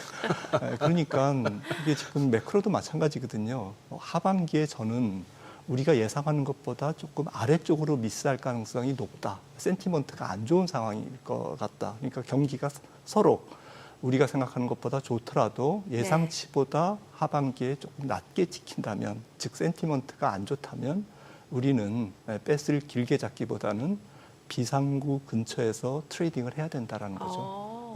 그냥 뭐 넉넉고 영화 볼 게 아니고 비상구 근처에서 봐야 된다는 거죠. 불이야 하면은 빨리 빠져나가야죠. 비상구 근처에서 짧게 방망이 잡고 트레이딩 관점에서. 트레이딩 안 할 수는 없잖아요. 또 먹고 살아야 되니까. 그런데 이게 많이들 뭐 한두 번씩은 경험하셨을 거예요. 뭐 꽤나 근사한 현대식 건물이든 좀 꼬진 건물이든 간에 그 화재 경보기 막 요란한 거 사이렌 소리 나는 거 그거 우리나라 사람들 그 소리 듣고 대피들 안 하지 않습니까? 저것도 오작동이겠거든요. 좀 있으면 또 방송 나오지 않습니까? 마이크 테스트 합니다 해놓고는 지금 나오는 이거는 뭐 잠시 오작동이었으니까 놀라지 마시고 그냥 입구에 있다가도 누가 불이야 하는데도 그냥 계속 영화 볼 것 같아요. 에이, 뭔 불. 이러다 알아서 꺼지겠지. 이런 심리로. 뭐 그런 식으로. 특히나 이제 미국 경기에 대해서는 이제 투자자 입장에서 보면 그런 게 있어요. 뭔가 미국 경기가 안 좋아진다라고 하면 그래도 지금 대통령 트럼프인데 뭔가 이제 재정 정책을 확대하던 뭔가 경기를 살리기 위해서 대책을 내놓지 않을까라는 그런 또 심리도 있거든요. 예. 어떻게 보세요? 맞습니다. 지금? 예. 트럼프에 대한 믿음은 있죠. 예. 그리고 이분이 유연하다는 거, 네. 실용주의라는 거, 네. 자기가 한번 말 뱉은 것을 끝까지 고집하지는 않는다라는 것. 예. 그리고 탁월한 거래 기술자라는 것. 이런 것들은 뭐 다 알려져 있기 때문에 트럼프에 대한 믿음은 있습니다. 네. 하지만 이거는 트럼프의 문제가 아니고요. 제 생각에는 뭐 앞서 우리 그 모두로 돌아가면 네. 미국 경제가 이렇게 쭉 면면이 흘러오는 과정 중에서 부채가 쌓이고 재정이 나빠지고 국채 발행이 늘고 또 국채를 사줄 수 있는 중국의 무역 수지나 이런 그 일본의 무역 수지가 쪼그라들고 그래서 채권 수급이 전체적으로 미국의 국내외 채권 수급이 조금 위축되고 이러한 현상들은 뭐 트럼프만 지금 문제가 되는 게 아니라 네. 역사적으로 우리가 익숙하게 10년, 20년 동안 미국 경제를 봐왔던 정말 좀 신뢰감 있는 미국 자산, 절대적인 안전 자산 이러한 그 패러다임이 지금 흔들리고 있는 과정이 있기 때문에 제 아무리 트럼프도 사실은 흔들리기 때문에 트럼프가 더 그런 거죠. 더 패권을 유지하기 위해서 몸부림을 치고 있고, 지금. 네, 중국을 제재하고 이제 이런 거거든요. 그런 부분에서 조금 우리가 과거의 패러다임으로 편안하게 볼 거는 아니다라는 거죠. 전 세계에 안전한 위험 자산은 없습니다. 안전한 위험 자산. 네. 따뜻한 아이스 아메리카노가 없는 것과 똑같습니다. 그러니까 미국의 국채마저도 안전한 위험 안전자산이 아니라는 얘기죠. 네, 예. 그 미국 주식은 앞으로도 다른 나라 증시보다는 좋을 것 같습니다. 저는 예. 그렇게 믿음은 가는데 앞서 말씀드렸듯이 경제 온도에 비해서 금리가 높고 물가가 높다면 기대 수익률이 낮아질 거다라는 거죠. 과거보다는. 예. 우리가 10년, 20년 동안 우리가 경험했던 미국 증시보다는 좀 수익률이 낮아지는 성향이 있을 거고 미국 주식 시장마저도 변동성이 매우 큰 장세로 지금 들어가고 있다. 이머징스럽게 들어가는 거다. 신흥국스럽게 미국 증시도 바뀌고 있는 과정이다. 이런 것들을 좀 이해할 필요가 있는 것 같습니다.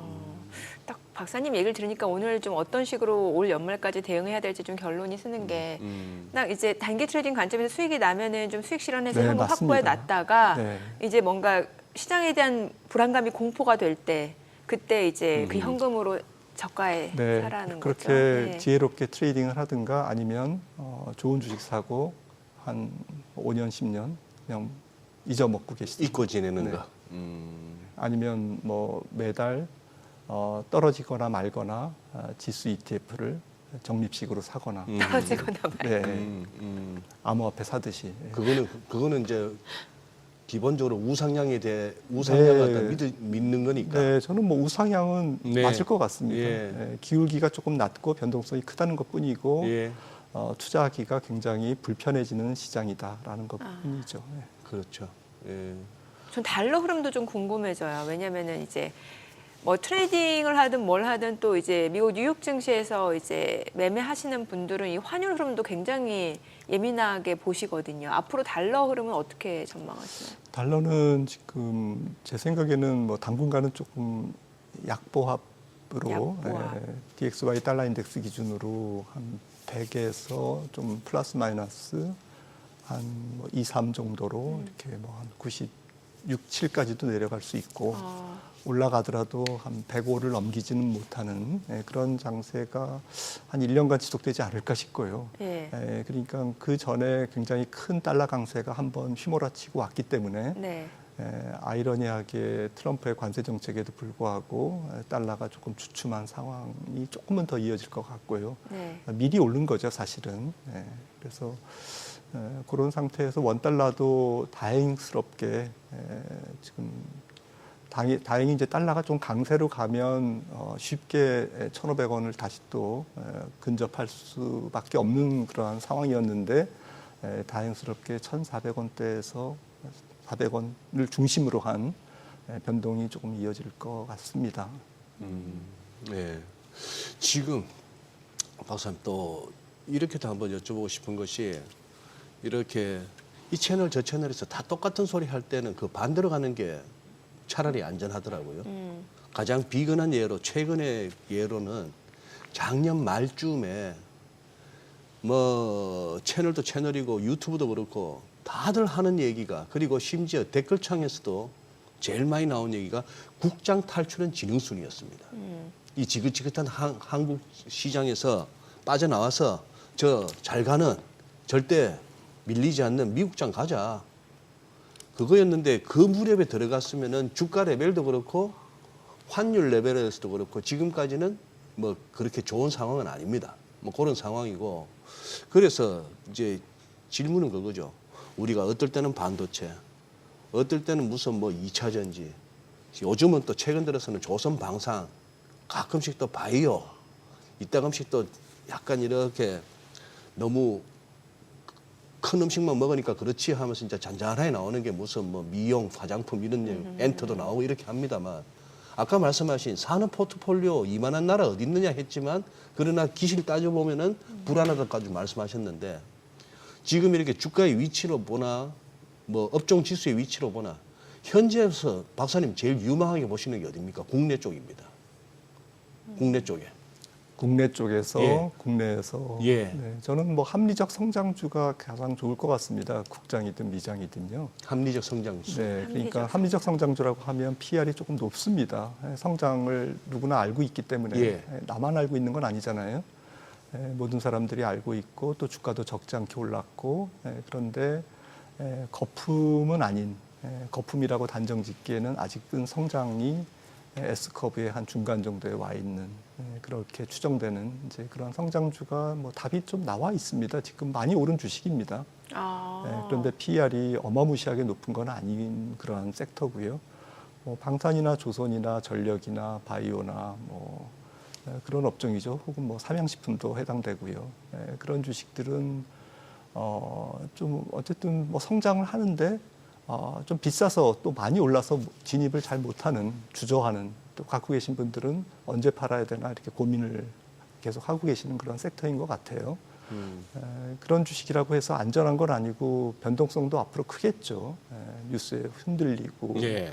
또 실망하고 이럴 텐데 그럼에도 불구하고 제 생각에는 이런 합리적 성장주가 결국에는 저성장 시대의 대안이다라고 생각을 하고 있고요. 아직 그러면 삼양식품 아직 그렇게 비싼 단계 아니라고 보십니까?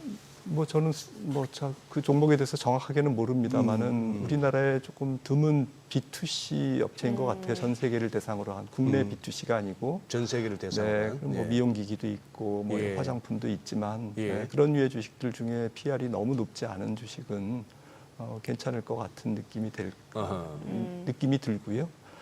그러니까 뭐 모든 사람들이 알고 있으니까 주가가 안 떨어지고 그러면서 계속 올라가는 거죠. 예. 알겠습니다. 오늘 여기까지 듣겠습니다. 잘 들었습니다. 그래요. 고맙습니다. 고맙습니다. 박사님. 오늘 들으신 내용과 관련해서 더 다양한 정보 원하시는 분들은 카카오톡 채널에서 머니랩 검색하셔서 친구 추가하시기 바랍니다.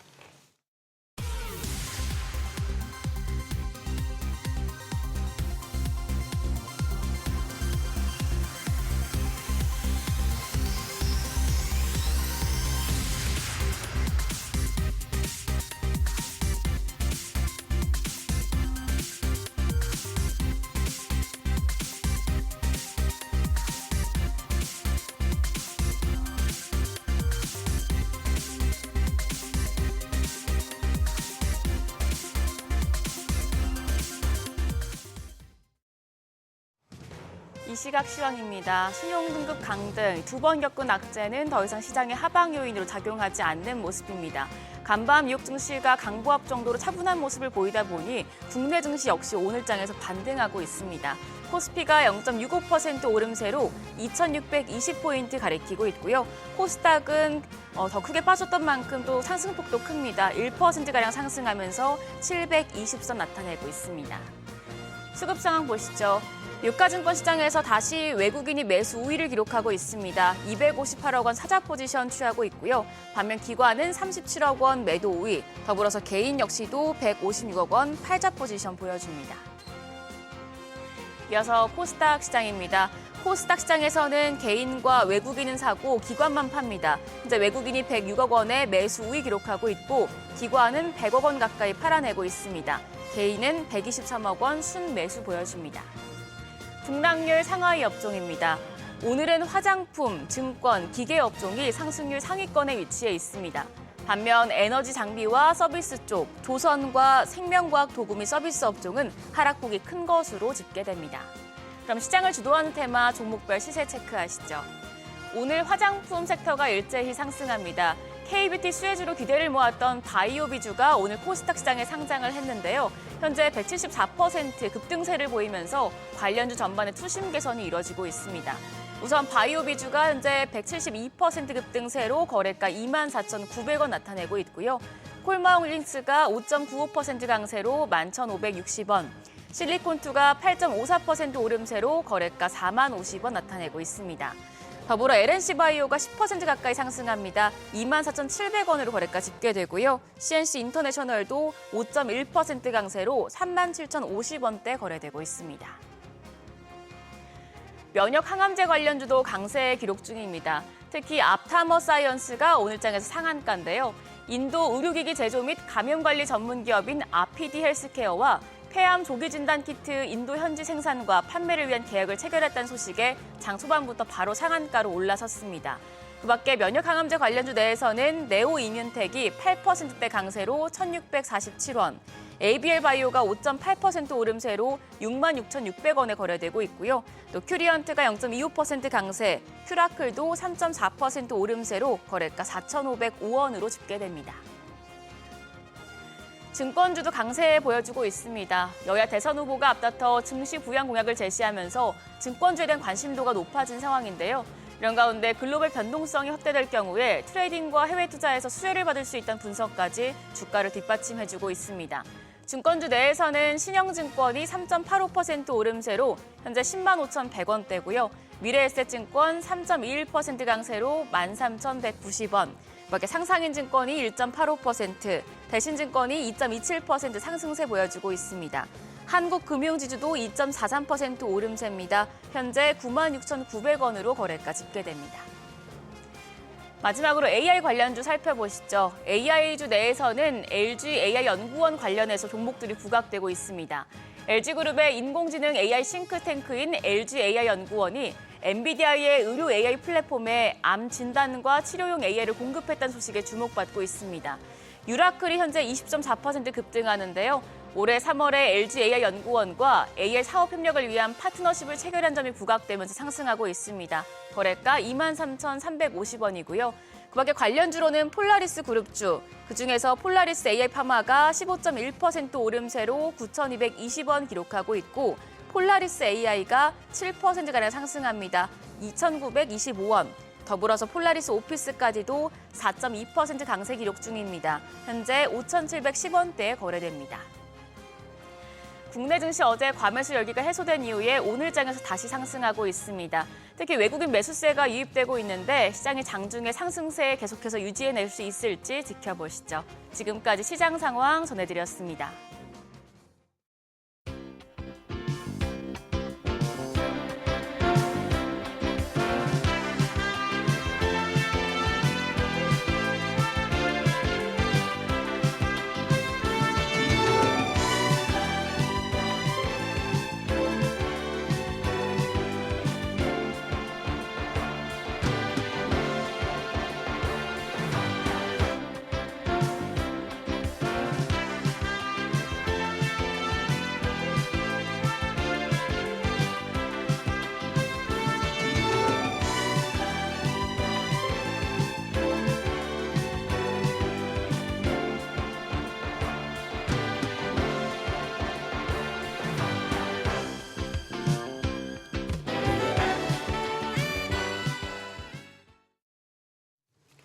조기 대선을 앞두고 가상자산 관련 공약이 발표되면서 국내 주식시장에서도 투자할 수 있을 거란 기대감이 커지고 있는데요. 현재 상황과 또 글로벌 시장 동향까지 짚어보겠습니다. 네, 동국대 블록체인 연구센터 박성준 센터장 전화 연결돼 있습니다. 안녕하세요. 안녕하세요. 네, 안녕하세요. 박승일입니다. 네, 자 이제 글로벌 신용평가사 무디스가 미국의 국가 신용 등급을 하향 조정했는데 이후 비트코인 가격이 10만 6천 달러 선에 육박했는데 신용 등급 조정에도 불구하고 비트코인 가격 상승한 이유는 뭐라고 볼 수 있을까요? 네, 저는 세 가지 측면이 있다고 보고 있습니다. 하나는 이제 미국의 신용등급이 하락됨으로써 미국의 전통적인 금융 시스템의 불안전성이 커지는 불확실성이 좀 증가되는 거고요.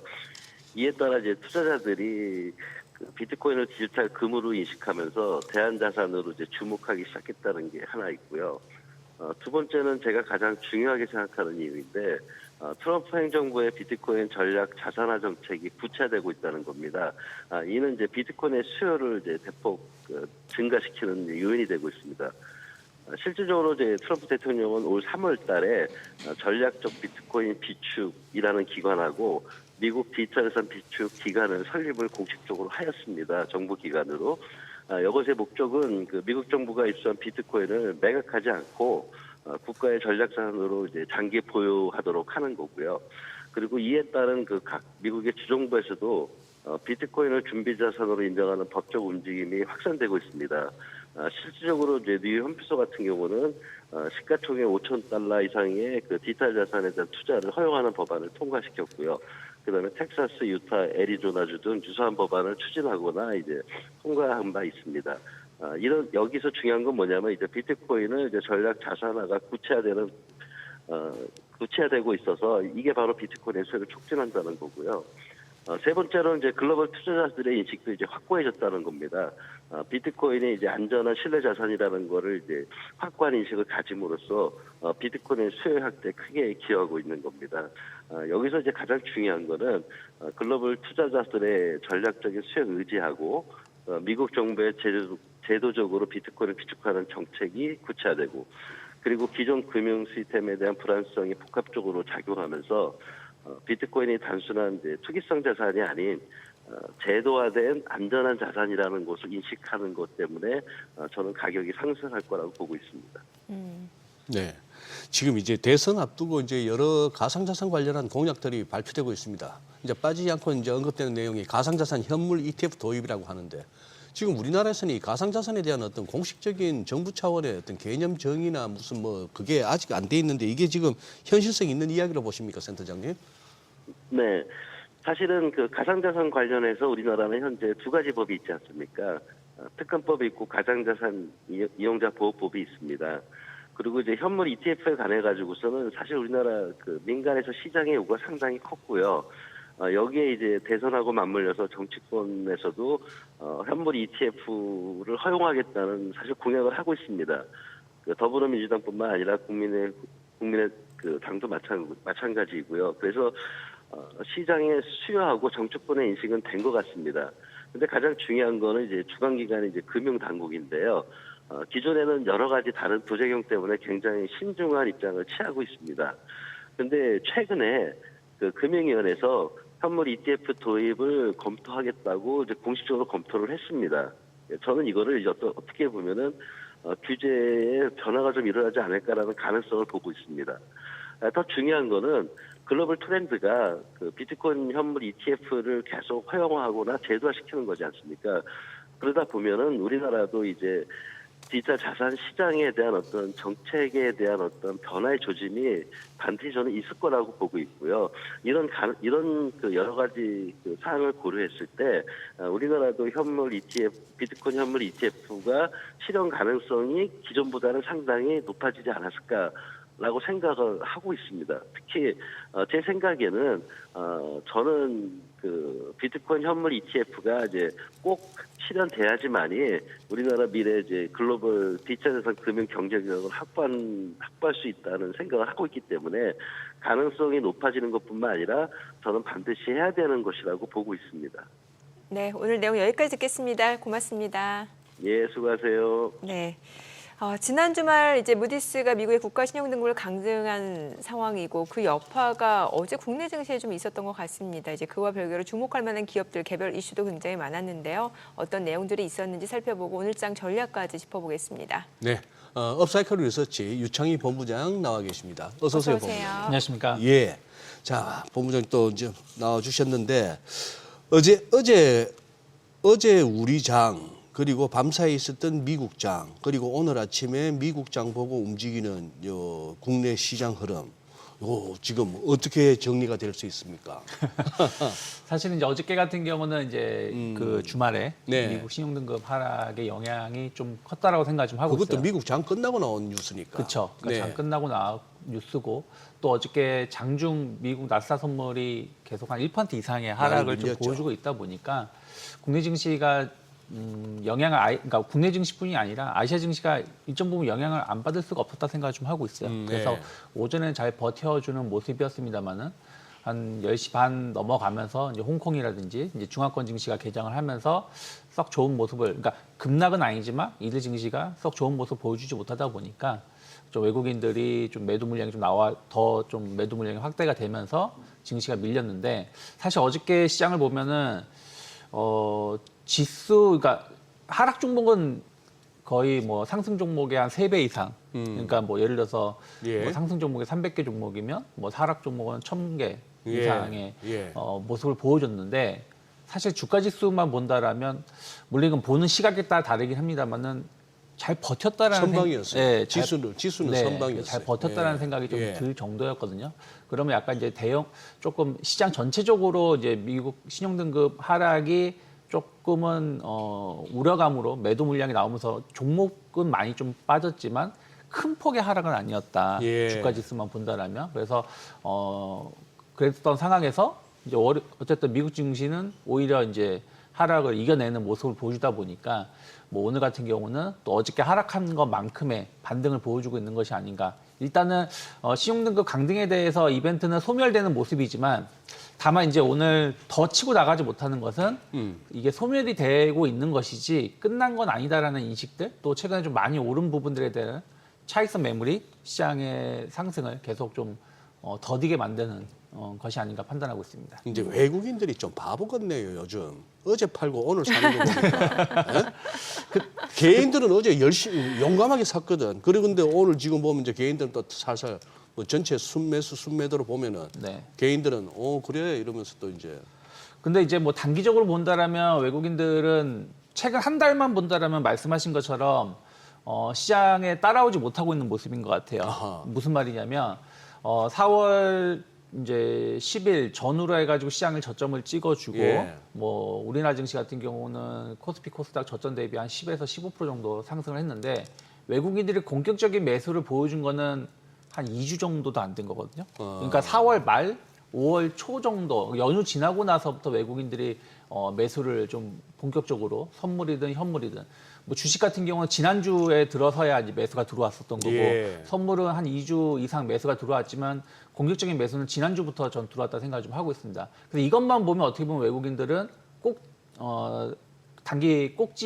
꼭지에서 주식을 매수를 한 것처럼 보일 수 있겠습니다만은 또 엄밀히 따지면 그 이상을 또 바라보고 있을 수도 있다는 생각을 좀 하고 있거든요. 미국 같은 경우도 뭐 나스닥이 진짜 한 달 만에 저점 대비 거의 30% 가까운 상승을 보여줬고 S&P 500도 한 25% 이상의 상승을 보여줬는데 사실 리테일 쪽 개인 투자자들이 적극적인 매수를 보여준 것이지 기관 투자자들은 아직은 조금 중립적인 시각을 보여주고 그래요? 있다고 하는 것과 예. 지금 우리나라 외국인 시각도 비슷하지 않나. 하지만 최근 들어서 매수가 조금은 강화되려고 하고 있는 모습을 본다라면 저는 증시에 대해 방향성에 대해서는 조금 상방을 더 열어놓고 있는 것이 아닌가 생각 좀 하고 있습니다. 그리고 외국인이 오늘 매수하는 종목을 보면 다 올라가는 종목인데 이게 또 거꾸로 얘기하면 외국인이 사니까 또 올라가는 거라고 또 해석이 가능한 거잖아요. 뭐 SK하이닉스, 두산 에너빌리티, 뭐 실리콘2. 그러니까 꼭 외국인이 또 이렇게 뭐 아니 그냥 예. 뭐 그냥 순매도만 예. 따졌어 아, 그렇죠. 보면은 좀 규모만 그렇다 봤을 하는 때, 얘기지. 예, 예. 근데 어쨌든 외국인들은 지수가 좀 좋을 때 보면은 좀 반도체 쪽에 대해서 좀 매수가 네. 좀 집중되는 부분들이 있는 것 같아요. 네. 그러면서 이제 좀 앞으로 좀 기대감이 좀 있는 쪽, 특히 이제 원전 쪽, 에너지 쪽에 대해서 매수가 들어오고 있다는 것은 이쪽에 대한 시각이 확실히 좀 변화가 됐다는 것을 확인시켜 주는 것이기 때문에 주식 투자를 하루 이틀 하는 게 아니라면은 그러게요. 좀 이쪽에 대해서 꾸준하게 관심을 가져볼 수 있는 힌트는 될 수 있지 않을까 생각하고 있습니다. 네.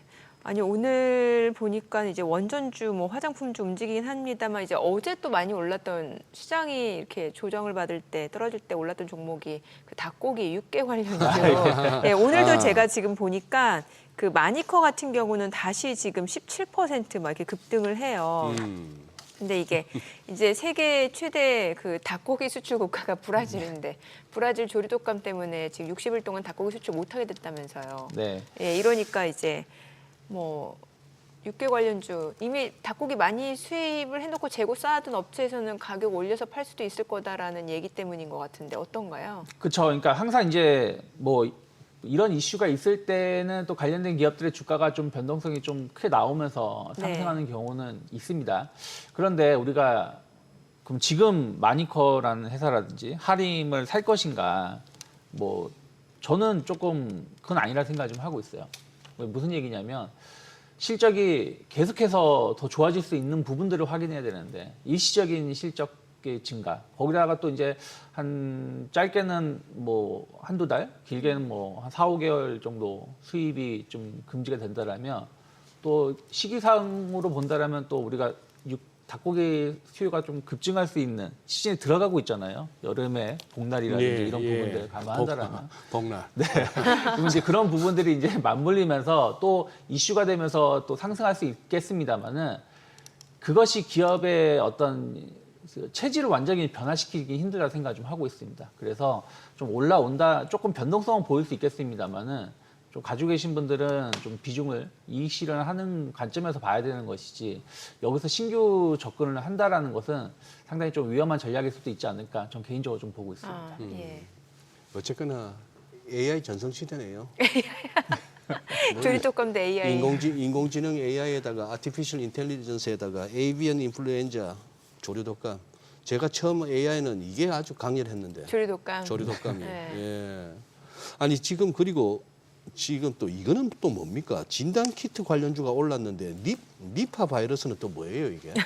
뭐 코로나 바이러스 같은 부분들인 것 같아요. 네. 그래서 홍콩에서 최근 한 달 사이에 한 30명 정도가 사망을 좀 했고 치사율이 상당히 높다고 하면서 진단 키트 관련된 기업들이 좀 상승을 좀 했는데 이것도 마찬가지인 것 같아요. 우리가 이제 코로나라든지 이런 질병들이 이제 약간 풍토병 같은 상황 전환이 되면서 뭐 여름이라든지 또 겨울에 조금 발병률이 좀 높게 나오면 관련된 기업들의 주가가 좀 움직임이 나오는데 또 이것이 연속성을 띠는 부분들을 상당히 좀 어려웠던 것 같습니다. 그래서 뭐 어저께 시장이 특히 이제 어저께 같은 경우 보면은 미국의 신용등급 강등으로 인해서 시장이 조금 위축되다 보니까 뭐 육개주라든지 뭐 진단키트 관련된 기업들을 중심으로 해가지고 조금 테마성 기업들이 좀 움직임이 나왔었던 것뿐이라 생각을 좀 하고 있습니다. 근데 오늘처럼 또 시장이 좀 정상화가 된다면 또 이들 기업에 대해서 수급은 또 빠질 수밖에 없는 부분이 아닌가 생각을 하고 있기 때문에 저는 이제 이게 물론 이제 이슈라는 게 처음엔 작게 시작을 해서 나중에 계속 이게 눈덩이처럼 커지는 부분들이 좀 있습니다만은 그 과거의 사례를 비교했을 때 새로운 이슈가 아니라 과거의 사례가 비슷한 이슈가 계속 나올 때는 그것이 계속 치고 나가기 힘들다 생각 좀 하고 있거든요. 대표적인 진단키트라든지 아니면 뭐 육개주 이런 이슈들 이거 말고도 이제 뭐 예를 들어서 뭐 어느 지역에 큰 홍수가 발생을 하게 되면 뭐 곡물가에 영향을 미칠 수 있다 그러면 또 움직임이 나오고 또 유가가 단기적으로 일시적으로 급등이 나오면 또 관련된 기업들이 움직임이 나올 수도 있는데 그러한 것들이 주가의 연속성을 띠는 부분들은 상당히 힘들었던 경우가 많았기 때문에 뭐 진단키트 관련해가지고 우리가 경계심을 갖고 관련된 기업을 바라보는 건 맞겠지만 그 부분들 때문에 이들 기업들이 과연 2020년, 21년 코로나 사태처럼 주가가 올라갈 수 있을 것인가? 전 그건 좀 힘들다고 생각 좀 하고 있기 때문에 네. 오히려 좀 이들 종목의 손실을 좀 보고 계신 분들은 좀 빠져나오는 기회로 삼아야 되는 게 맞지 않나 판단을 좀 하고 있습니다. 아니 어제 미국 뉴욕에서 이제 6% 이상 하루 급등을 해갖고 특징주로 언급되는 모더나만 하더라도 이게 2019년 코로나 오기 전에 한 11불 정도 하던 주가였어요. 네. 이게 근데 2021년 8월에 497불을 찍었다가 지금 26불이니까 그 뭐 코로나 오기 전에 11불 정도보다는 적어도 2배 이상 회사 큰 거는 인정하고 네. 돈도 벌었을 테니까 백신으로 물백신으로 네. 아니 그 백신으로 예. 그러나 이게 497불까지 갔다가 여기 와 있단 말이죠. 네. 뭐 대표적으로 우리나라도 보면은 SK바이오사이언스가 2021년도에 36만 원 가던 기업이 지금 4만 원 정도고요. 나중에 유 본부장님 어떻게 그거 이렇게 비주얼도 되시는데 영화를 한번 제작하세요. 나는 2021년 여름에 너희들이 뭔 짓을 한지 알고 있다 이런 제목으로 영화를 한번 만드세요. 투자해 주신다면 한번 그러니까. 생각해 네. 진짜 2020년과 21년에 무슨 일이 있었죠? 세상에. 그때는 뭐 전부 주가들이 전부 이래요. 근데 또 그때만 그렇게 본다라면 그런 것 같이 보이지만 사실은 그러한 사례들은 많이 있었죠. 예를 들어서 지금 조선주 상당히 좋게 네. 좋은 평가들 나오고 있는데 2008년도 그때 한번 피크를 찍어주고 거의 15년 가까이 계속 하락이 나오다가 이제 최근 들어서 회사가 변화가 되면서 올라오는 것이고 뭐 그런 사례들은 항상 있었다 생각하고 있습니다. 제약바이오도 최근 들어서 이제 체질이 변화되면서 작년 올해 좋았던 것이지 2017년, 16년, 15년도 보면은 신약 개발한다고 예. 그때 당시 보면은 그게 다 성공하면은 우리나라는 무병장수할 것 같은 분위기였었죠. 그러면서 어떤 기업은 뭐 20, 30배씩 이상 올라왔었다가 그러니까. 지금은 상장 폐지되거나 뭐 진짜 동전주가 된 기업들도 많이 있었죠. 전부 무슨 불로초 찾은 듯이 했는데. 네. 그러니까 항상 시장은 그런 부분들에 대해서의 어떤 상승과 하락이 계속 반복되면서 변화가 이루어지지 않을까 생각을 좀 하고 있습니다. 그리고 신재생 쪽도 여쭤볼게요. 보면은 최근에 그 대선 후보가 이제 네. 뭐 신재생 에너지 쪽 관련해서 뭔가 좀 산업 발전을 강조하면서 테마주로 좀 엮이면서 뭐 태양광, 풍력주가 올랐는데 오늘은 또 지금 보니까 뭐 지금 한화솔루션 7% 급락하고 OCI 홀딩스도 5% 떨어지고 신재생 쪽이 이렇게 테마성으로 움직일 일인가 싶기도 하고요. 오늘 이제 조금 우리가 좀 먼저 이제 신재생 에너지 쪽을 예. 좀 보신다라면 오늘 2차 전지도 많이 조정이 좀 나오고 네네. 있고요. 네네. 태양광 위주로 좀 조정이 나오고 있는데 이것은 이제 미국이 그 솔트 법안이라고 하죠. 이쪽에 대해서 이제 그 신재생 에너지 관련해 가지고 지원금을 좀 축소시키겠다. 그러니까 세제 혜택을 인플레이션 좀 감축법 아니요. 말씀하시는 솔트 건가요? 법안이라 가지고 예. 세제 혜택 하는 거 있잖아요. 예, 솔트. 네. 그래서 세제 혜택 그 관련해 가지고 뭐 네. 그 10만 달러 이상 뭐 이거 부분 관련해 가지고 신재생 에너지 쪽 친환경 관련돼 가지고 세제 혜택을 좀 줄일 수 있다 얘기가 좀 나왔거든요. 그래서 어저께 테슬라도 좀 조정이 나왔고 미국 태양광 관련된 기업들도 좀 조정이 나왔고 테슬라 좀 밀린 게 그 영향이에요? 뭐 그거라고 좀 평가를 받고 있습니다. 예, 그러니까 예. 어저께 시장이 상대적으로 선방했음에도 불구하고 테슬라가 못 네. 올라갔었던 것은 그러다 보니까 오늘 2차 전지가 같이 좀 흔들림이 나오는 것이고 그리고 태양광이 그러니까 신재생 에너지도 풍력은 좀 버텨주고 있는데 태양광이 조금 더 많이 조정이 나오는 것은 그 부분이 좀 영향이 크지 않나 생각을 좀 하고 있습니다. 그래서 그런 네. 것들은 계속해서 좀 뉴스를 좀 체크를 하시면서 좀 대응하실 필요가 있다 생각하고 있고요. 에너지 정책에 대해서의 어떤 변화 가능성을 계속 좀 봐야 된다 생각을 좀 하고 있어요. 특히 저는 신재생 에너지도 좀 좋게 보고 있습니다만은, 그러니까 신재생 에너지는 어떻게 보면은 그동안 좀 이제 그전 정부에서 좀 눌렸던 부분들, 그러니까 투자가 좀 줄었던 부분들이 원상 회복된다는 정도의 개념에서의 어떤 관심을 좀 보여준다라면 저는 원전 관련돼서는 정책의 일관성이 계속 유지가 되고 그리고 이쪽에 대한 어떤 투자가 우리나라뿐이 아니라 전 세계적으로 계속 늘어나고 있다는 부분들을 좀 확인시켜 주다 보니까 관련된 기업이 좀 계속해서 상승을 좀 보여주고 있다 생각을 좀 하고 있습니다. 그래서 원전 관련돼서는 저는 좀 조정이 나온다고 하더라도 충분히 매수 관점으로 볼 수 있다. 그래서 두산 에너빌리티 최근에 많이 오른 것 같지만 충분히 더 올라갈 수 있다고 볼 수 있는 거고 또 후발주자로 최근에 보면 우진 같은 경우도 오늘 한 10% 정도 상승을 하고 있는데 이제는 원전 관련해서 그동안 두산 에너빌리티하고 BHI 정도가 크게 움직임이 나왔었다라면 이제 그 원전 관련된 뭐 장비라든지 뭐 부속품을 좀 공급하는 기업들도 좀 주목을 받을 수도 있는 상황이 아닐까 생각하고 있고요. 그리고 이제 우리가 이제 어떤 주식을 보실 때 딱 그 테마만 볼 수도 있겠습니다만 그 테마가 연관된 산업도 같이 봐야 된다 생각하고 있거든요. 최근에 의외로 변압기 전선 케이블이 좋은 흐름을 보여주는 게 시장이 상승을 하면서 이제 미국 같은 게 빅테크 위주로 상승한 부분들도 영향이 좀 있겠습니다만은 국내에서 에너지 정책의 변화가 된다라면 당연히 변압기라든지 케이블 쪽도 영향을 좀 받을 수 있다 생각을 좀 하고 있습니다. 그래서 그런 부분들이 투자 심리를 좀 자극하고 있다라고 좀 보고 있고요. 그리고 아직까지는 아직까지는 제한된 흐름을 좀 보여주고 있지만 정말로 신재생 에너지 쪽에 대한 투자가 늘어난다라면 같이 움직여야 되는 게 ESS 시장이거든요. 그래서 그런 부분들 관련해서도 지금은 아직 움직임이 활발하진 않지만 어쨌든 이제 에너지 정책의 변화가 된다라면 ESS 관련돼서도 우리가 꾸준하게 좀 관심을 가져볼 수 있는 섹터가 될 수 있지 않을까. 그래서 어느 정책이 나왔을 때 그 하나만 보는 게 아니라 그게 파급됐을 때 실질적으로 수혜를 입을 수 있는 쪽을 좀 집중해서 좀 보는 게 조금 좋지 않을까 판단하고 있습니다. 예. 지금 유본 부장님 언급하신 이 솔트 이게 이제 주 및 지방세 이제 그 세액 공제 관련한 네. 법안인 것 같은데 우리가 IRA는 이제 바이든 정부 때 그 네. 인플레이션 감축 법안이었고 요 네. 솔트하고 또 그 트럼프 대통령이 트럼프 자꾸 감세. 그 올리는 그 원 빅 네. 뷰티풀 네. 뭐 딜인가 그것은 진짜 정민행국에서 저 오후에 한번 다뤄주세요. 오전에는 막 정신 없잖아. 네네. 이거 요즘 좀 알아야 네네네. 되는 내용인데, 그나저나 이거 금호타이어 화재 났다는데 좀 주가가 영향을 받는 것 같습니다. 네. 뭐 아무래도 이제 지금 정상화되는데 예. 한 6개월, 짧아야 6개월이고 예.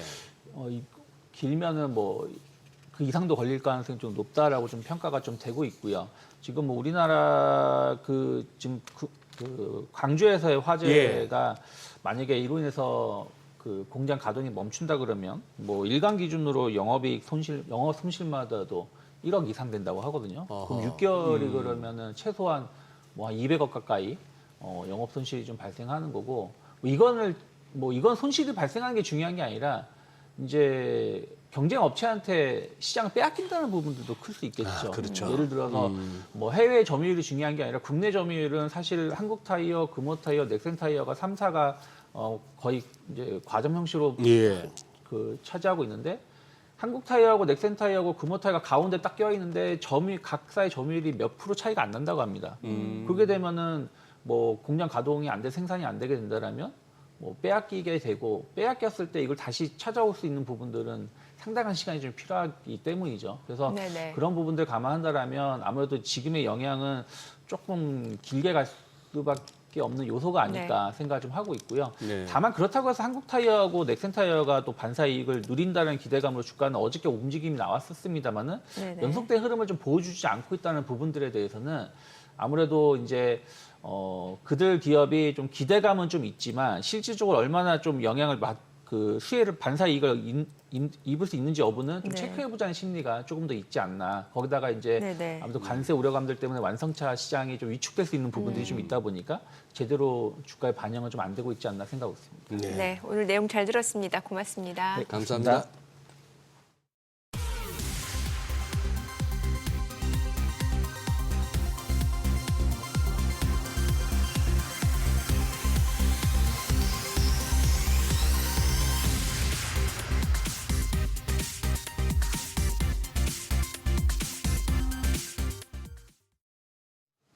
오늘 그래도 코스닥이 좀 빠르게 올라주고 있고 양봉이네요. 네. 그러네요. 예. 코스피는 살짝 장중 고점에서 밀리고 있습니다만 또 오후장 한번 기대해 보시죠. 네, 저희 방송 중에 전해드린 내용과 관련해서 모든 투자 판단의 책임은 투자자분들께 있다는 점 알려드립니다. 네, 세상의 모든 돈 되는 정보 머리쇼 오늘은 여기서 인사드리겠습니다. 여러분의 모든 경제 SBS 비즈가 함께하겠습니다. 저희는 내일 오전 8시에 찾아뵙겠습니다. 고맙습니다.